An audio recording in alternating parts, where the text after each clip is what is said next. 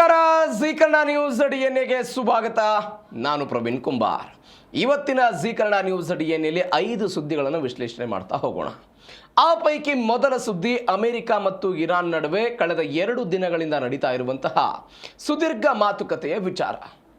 ನಿನ್ನೆ ಒಂದು ಬೆಳವಣಿಗೆಗಳಾಗಿತ್ತು. ಸ್ವಿಟ್ಜರ್ಲೆಂಡ್ನಲ್ಲಿ ಇರಾನ್ ಮತ್ತು ಅಮೆರಿಕದ ನಡುವೆ ಮಾತುಕತೆಯ ಪ್ರಮುಖ ಹಂತಗಳು ಕೆಲವೊಂದಿಷ್ಟು ಶುರುವಾಗಿತ್ತು.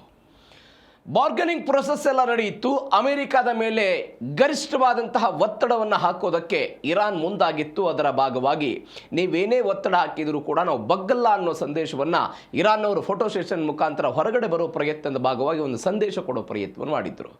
ಇದೀಗ ಎರಡನೇ ದಿನದಲ್ಲಿ ಅಮೆರಿಕ ಮತ್ತು ಇರಾನ್ ನಡುವಿನ ಮಾತುಕತೆಗಳು ಫಲಪ್ರದ ಆಗಿದೆ. ಮುಂದಿನ 60 ದಿನಗಳ ಕಾಲ ಈ ತಾತ್ಕಾಲಿಕವಾಗಿರುವಂತಹ ಕದನ ವಿರಾಮ, ಶಾಂತಿ ಒಪ್ಪಂದವನ್ನು ಶಾಶ್ವತವಾಗಿ ಹೇಗೆ ಕನ್ವರ್ಟ್ ಮಾಡೋದು ಅನ್ನೋದ್ರ ಬಗ್ಗೆ ಒಂದು ತಾಂತ್ರಿಕ ಸಭೆಗಳಾಗುತ್ತೆ ಅನ್ನುವಂತಹ ಸುದ್ದಿಗಳು ಬರ್ತಾ ಇದೆ. ಹಾಗಾದರೆ 2ನೇ ದಿನ ಏನಾಯಿತು, ಯಾವೆಲ್ಲ ಬೆಳವಣಿಗೆಗಳು ಸಂಭವಿಸಿತು, ಅಮೆರಿಕದ ನಿರ್ಧಾರ ಏನು, ಇರಾನ್ನ ಪ್ರತಿಕ್ರಿಯೆಗಳೇನು? ಇದೇ ಮೊದಲ ಸುದ್ದಿ. ಅಮೆರಿಕ ಇರಾನ್ ನಡುವೆ ಮಾತುಕತೆ ಫಲಪ್ರದ.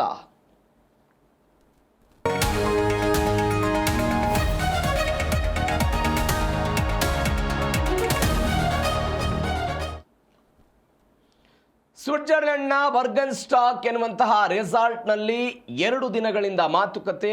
2ನೇ ದಿನದ ಮಾತುಕತೆಯಲ್ಲಿ ಇದೀಗ 60 ದಿನಗಳಿಗೆ ರೋಡ್ ಮ್ಯಾಪ್ ಅನ್ನು ಸಿದ್ಧಪಡಿಸಲಾಗಿದೆ. ನಾವು ಅನೇಕ ಬಾರಿ ಇದರ ಬಗ್ಗೆ ಮಾತನಾಡಿದ್ದೀವಿ. ಈ ಮುಂದಿನ 60 ದಿನಗಳ ಕಾಲ ಏನಾಗುತ್ತೆ, ಇರಾನ್ ಹೆಂಗೆ ನೋಡುತ್ತೆ, ಅಮೆರಿಕ ಏನು ನೋಡುತ್ತೆ, ಅಮೆರಿಕದ ಬೇಡಿಕೆಗಳನ್ನು ಇರಾನ್ ಈಡೇರಿಸುತ್ತಾ ಇಲ್ವಾ, ಎಲ್ಲದರ ಬಗ್ಗೆಯೂ ಕೂಡ ಒಂದು ರೋಡ್ ಮ್ಯಾಪ್ ಮಾಡೋ ಪ್ರಯತ್ನವನ್ನು ಮಾಡಿದ್ದಾರೆ. ಇದು ಒಂದು ಭಾಗ. 2ನೇ ಭಾಗವಾಗಿ ಮಹತ್ವದ ಬೆಳವಣಿಗೆ ಏನು ಅಂತ ಹೇಳಿದರೆ, ಇರಾನ್ ಮೇಲಿನ ತೈಲದ ನಿರ್ಬಂಧ ಏನಿತ್ತು 2018ರಿಂದ 2026 ತನಕ ಸರಿಸುಮಾರು ಅನೇಕ ವರ್ಷಗಳಿಂದ ತೈಲವನ್ನು ಮಾರಾಟ ಮಾಡೋದಕ್ಕೆ ಇರಾನ್ಗೆ ಸಾಧ್ಯ ಆಗಿರಲಿಲ್ಲ. ಇದೀಗ ತೈಲ ಮಾರಾಟಕ್ಕೆ ಅವಕಾಶ ಸಿಗ್ತಾ ಇದೆ. ಮತ್ತೊಂದು ಕಡೆ ಇರಾನ್ ಡೊನಾಲ್ಡ್ ಟ್ರಂಪ್ ವಿರುದ್ಧ ಹಾರ್ಮುಜ್ ವಿಚಾರಕ್ಕೆ ಅತ್ಯಂತ ದೊಡ್ಡ ಮಟ್ಟದ ಪದಗಳನ್ನು ಬಳಕೆ ಮಾಡಿ ಟೀಕೆ ಮಾಡೋ ಪ್ರಯತ್ನವನ್ನು ಮಾಡಿದೆ. ಡೊನಾಲ್ಡ್ ಟ್ರಂಪ್ ಕೂಡ ಅದೇ ರೀತಿಯಾಗಿ ಪದಗಳನ್ನು ಬಳಕೆ ಮಾಡಿದ್ದಾರೆ. ಹಾಗಾದರೆ ಈ ಎಲ್ಲ ಬೆಳವಣಿಗೆಯಿಂದ ಭಾರತದ ತೈಲ ಮಾರುಕಟ್ಟೆಯಲ್ಲಿ ತೈಲದ ಬೆಲೆ ಕಡಿಮೆ ಆಗುತ್ತಾ, ಏನಾಗುತ್ತೆ ತೈಲದ ವ್ಯಾಪಾರ, ಉಭಯ ದೇಶಗಳ ನಡುವೆ ಬೆಳವಣಿಗೆ ಏನಾಯಿತು, ಡೀಟೇಲ್ಸ್ ಆಗಿ ನೋಡ್ತಾ ಹೋಗೋಣ. 60 ದಿನಗಳಲ್ಲಿ ಮಹಾಶಾಂತಿ ಒಪ್ಪಂದ. 60 ದಿನಗಳಲ್ಲಿ ಸ್ವಿಟ್ಜರ್ಲೆಂಡ್ನಲ್ಲಿ ಅಮೆರಿಕ ಇರಾನ್ ನಡುವೆ 2 ದಿನಗಳ ಸುದೀರ್ಘ ಮಾತುಕತೆ ಇದೀಗ ಅಂತ್ಯ ಆಗಿದೆ. ಮುಂದಿನ 60 ದಿನಗಳಲ್ಲಿ ಅಂತಿಮ ಶಾಂತಿ ಒಪ್ಪಂದಕ್ಕೆ ಬರುವುದಕ್ಕೆ ಉಭಯ ದೇಶಗಳು ಸಮ್ಮತಿಯನ್ನು ವ್ಯಕ್ತಪಡಿಸಿವೆ. ಪಾಕಿಸ್ತಾನ ಮತ್ತು ಕತಾರ್ ಮಧ್ಯಸ್ಥಿಕೆಯಲ್ಲಿ ಐತಿಹಾಸಿಕ ಮಾರ್ಗಸೂಚಿ ಎಲ್ಲ ತಯಾರಾಯಿತು.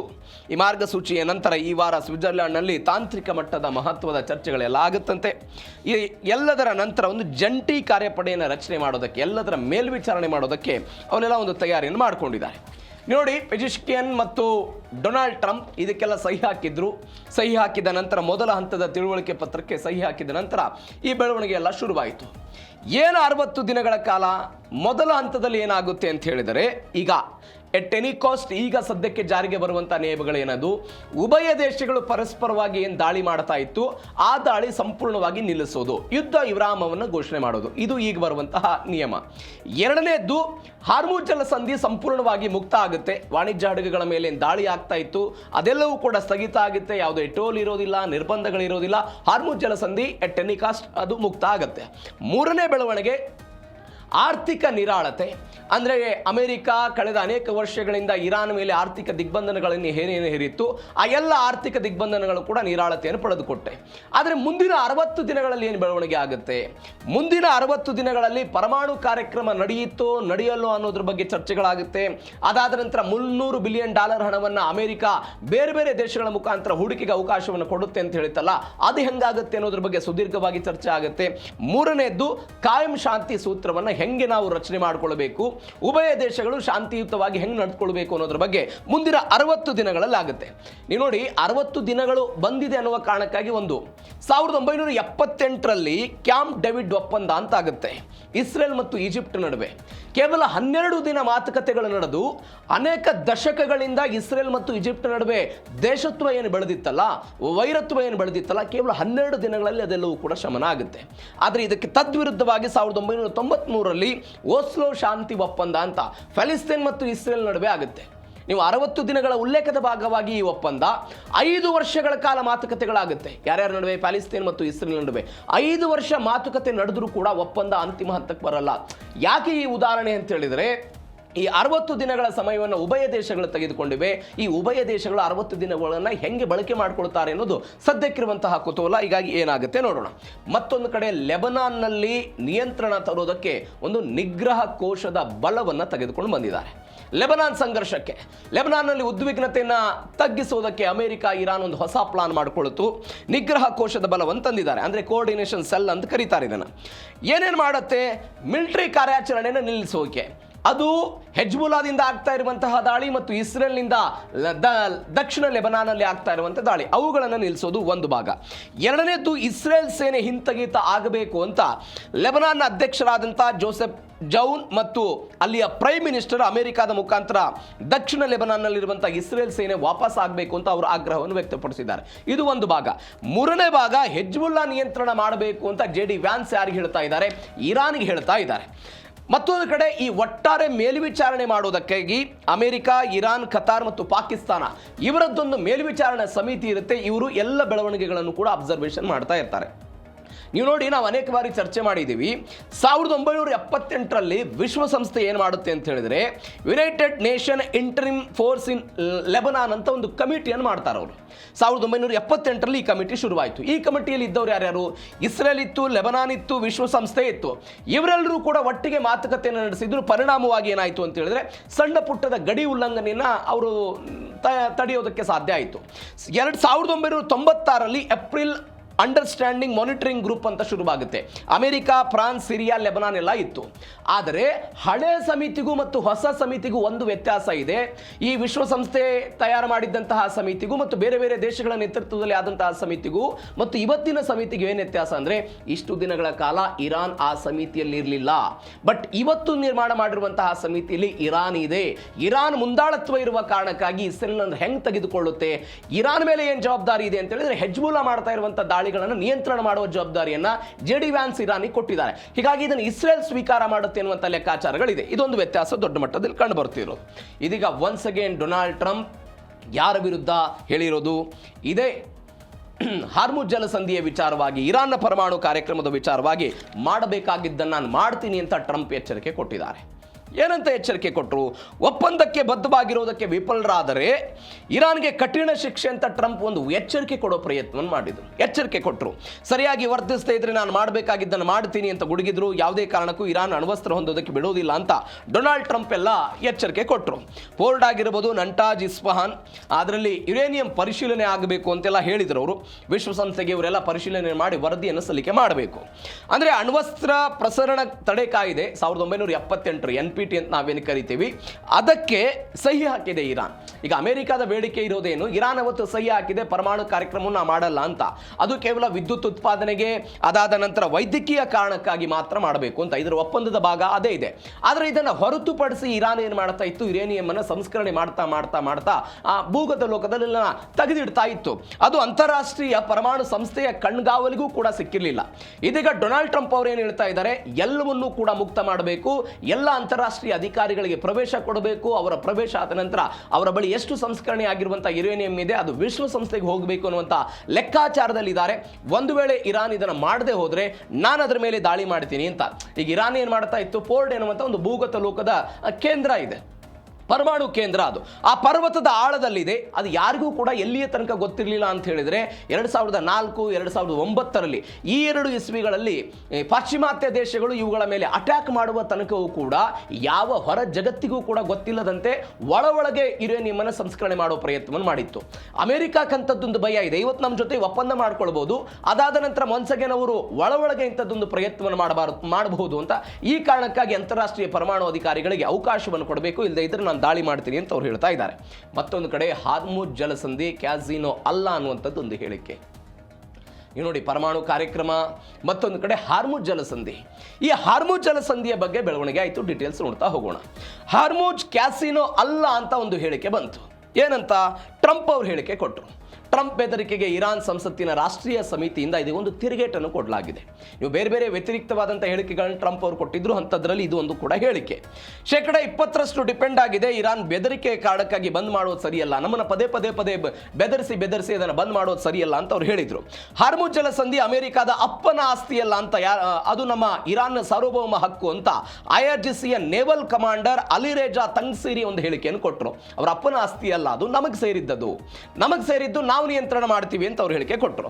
ನೀವು ನೋಡಿ, ಸ್ವಲ್ಪ ಟ್ವಿಸ್ಟ್ ಇದೆ ಈ ಘಟನೆಯಲ್ಲಿ. ಈ ಹೇಳಿಕೆ ಬರೋದಕ್ಕೂ ಕೂಡ ಕಾರಣ ಏನು ಅಂತ, ಒಟ್ಟಾರೆ 33 ಕಿಲೋಮೀಟರ್ ಅಗಲ ಇರುವಂತಹ ಒಂದು ಪ್ರದೇಶ. ಇಲ್ಲಿ ಒಮಾನ್ನ ಸಾರ್ವಭೌಮತ್ವವು ಕೂಡ ಇದೆ. ಒಮಾನ್ 12 ನಾಟಿಕಲ್ ಮೈಲ್ಗಳಷ್ಟು ಇದರಲ್ಲಿ ಹಕ್ಕನ್ನು ಹೊಂದಿದೆ. ಉಭಯ ದೇಶಗಳ ನಡುವೆ ಹಂಚಿಕೆ ಆಗಿ ಹೋಗುತ್ತಿದ್ದು. ಯಾವ ಕಾರಣಕ್ಕಾಗಿ ನೋಡಿ, ನೀವು ಸಮುದ್ರ ಕಾನೂನು ಒಪ್ಪಂದ ಆಯಿತು ಯಾವಾಗ, 1982ರಲ್ಲಿ. ಮುಕ್ತ ಸಂಚಾರ ಇರಬೇಕು ಅಂತ ಸಮುದ್ರ ಕಾನೂನೆಲ್ಲ ಹೇಳ್ತು. ಈ ಸಮುದ್ರ ಕಾನೂನಿಗೆ ಅವತ್ತು ಇರಾನ್ ಕೂಡ ಸಹಿ ಆಗ್ತು. ಸಮುದ್ರ ಕಾನೂನಿಗೆ ಇರಾನ್ ಕೂಡ ಸಹಿ ಆಗ್ತು 1982ರಲ್ಲಿ. ಆದರೆ ಈ ಕಾನೂನನ್ನು ಇರಾನ್ ಏನು ಮಾಡ್ತು ಅಂತ ಹೇಳಿದರೆ, ಸಹಿ ಹಾಕಿ ಮಾತ್ರ ಬಿಡ್ತು, ತನ್ನ ಸಂಸತ್ತಿನಲ್ಲಿ ತೆಗೆದುಕೊಂಡು ಬಂದು ಅದನ್ನು ಅನುಕರಣೆ ಮಾಡುವಂತಹ, ಅದನ್ನು ಪಾಸ್ ಮಾಡುವಂತಹ ಆಲೋಚನೆಗೆ ಇರಾನ್ ಅವರು ಹೋಗಲಿಲ್ಲ. ಇದೊಂದು ಪ್ಲಸ್ ಪಾಯಿಂಟ್ ಆಯಿತು ಇರಾನ್ಗೆ. ಯಾಕೆ ಅಂತ ಹೇಳಿದರೆ, ಈ ಕಾನೂನಿನ ಒಪ್ಪಂದದ ಪ್ರಕಾರ 3ನೇ ಭಾಗದಲ್ಲಿ ಹೇಳಲಾಗಿದೆ, ಅಂತಾರಾಷ್ಟ್ರೀಯ ಜಲಸಂಧಿಗಳಲ್ಲಿ ಶತ್ರುಗಳ ಯುದ್ಧ ನೌಕೆಗಳೂ ಕೂಡ ಯಾವುದೇ ಮುಂಚಿತವಾಗಿ ಅನುಮತಿಯನ್ನು ಪಡೆಯದೆ ಓಡಾಡೋದಕ್ಕೆ ಅವಕಾಶ ಇದೆ ಅಂತ ಈ ಒಪ್ಪಂದದಲ್ಲಿ ಉಲ್ಲೇಖ ಮಾಡಲಾಗಿದೆ. ಇದಕ್ಕೆ ಬೆಸ್ಟ್ ಎಕ್ಸಾಂಪಲ್, ಇಸ್ರೇಲ್ ಮತ್ತು ಅಮೆರಿಕಾದ ಹಡಗುಗಳು ಹಾರ್ಮುಜ್ ಜಲಸಂಧಿಯಲ್ಲಿ ಇರಾನ್ನ ಅನುಮತಿಯನ್ನು ಪಡೆಯದೆ ಏಕಾಏಕಿಯಾಗಿ ಹೋಗಬಹುದು ಎನ್ನುವಂಥದ್ದು ಈ ಒಪ್ಪಂದದ ಒಟ್ಟಾರೆ ಸಾರಾಂಶ.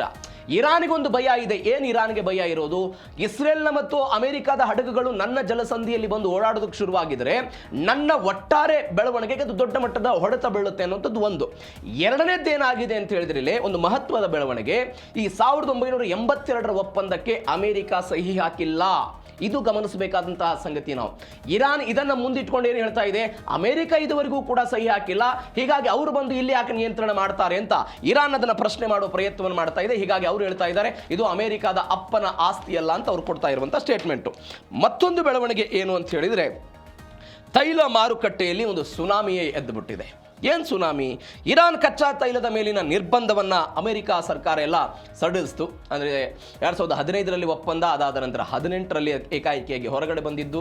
18ರಿಂದ ಇಲ್ಲಿಯ ತನಕ ಸುಮಾರು 8 ವರ್ಷಗಳ ಕಾಲ. ಇದೀಗ ಆಗಸ್ಟ್ 21, 2026ರ ತನಕ ಒಂದು ವಿನಾಯಿತಿಯನ್ನು ಕೊಟ್ಟಿದ್ದಾರೆ. ಯಾವುದಕ್ಕೆ ವಿನಾಯಿತಿ? ನೀವು ಇರಾನ್ನಿಂದ ತೈಲವನ್ನು ಖರೀದಿ ಮಾಡಬಹುದು, ಇರಾನ್ ತೈಲವನ್ನು ಮಾರಾಟ ಮಾಡಬಹುದು ಎನ್ನುವಂತಹ ವಿನಾಯಿತಿಯನ್ನು ಇದಕ್ಕೆ ಕೊಡೋ ಪ್ರಯತ್ನವನ್ನು ಮಾಡಿದ್ದಾರೆ. ಇದೀಗ ಈ ಸುದ್ದಿ ಎಲ್ಲ ಹೊರಗೆ ಬೀಳ್ತಾ ಇದ್ದಂತೆ ಜಾಗತಿಕ ತೈಲ ಮಾರುಕಟ್ಟೆಯಲ್ಲಿ ಕಚ್ಚಾ ತೈಲದ ದರ ಇಳಿಕೆ ಆಗಿದೆ. 2.8% ದರ ಇಳಿಕೆ ಆಯಿತು. ಅಂದರೆ ಇತ್ತೀಚೆಗೆ ಯುದ್ಧದ ಎಲ್ಲ ಬೆಳವಣಿಗೆಗಳು ಶುರುವಾಗಿತ್ತಲ್ಲ, ಆ ಬೆಳವಣಿಗೆ ಆದ ನಂತರ $78 ತಲುಪಿದ್ದು. 2018ರ ನಂತರ ಮೊದಲ ಬಾರಿಗೆ ಇರಾನ್ ತೈಲ ಅಧಿಕೃತವಾಗಿ ಮಾರಾಟ ಆಗ್ತಾ ಇರೋದು. ಅಂದರೆ ನಿರ್ಬಂಧವನ್ನು ಸಡಿಲಗೊಳಿಸಿದ ನಂತರ ಆಗಿರುವ ಬೆಳವಣಿಗೆ. ಆಗಸ್ಟ್ 2021, 2026 ತನಕ ಇರಾನ್ಗೆ ಮಾರಾಟ ಮಾಡೋದಕ್ಕೆ ಅವಕಾಶವನ್ನು ಕೊಟ್ಟಿದ್ದಾರೆ. 60 ದಿನಗಳ ಕಾಲ ತೈಲವನ್ನು ಖರೀದಿ ಮಾಡೋದಕ್ಕೆ ಬೇರೆ ಬೇರೆ ದೇಶಗಳಿಗೆ ಅವಕಾಶವನ್ನು ಕೊಟ್ಟಿರೋದು.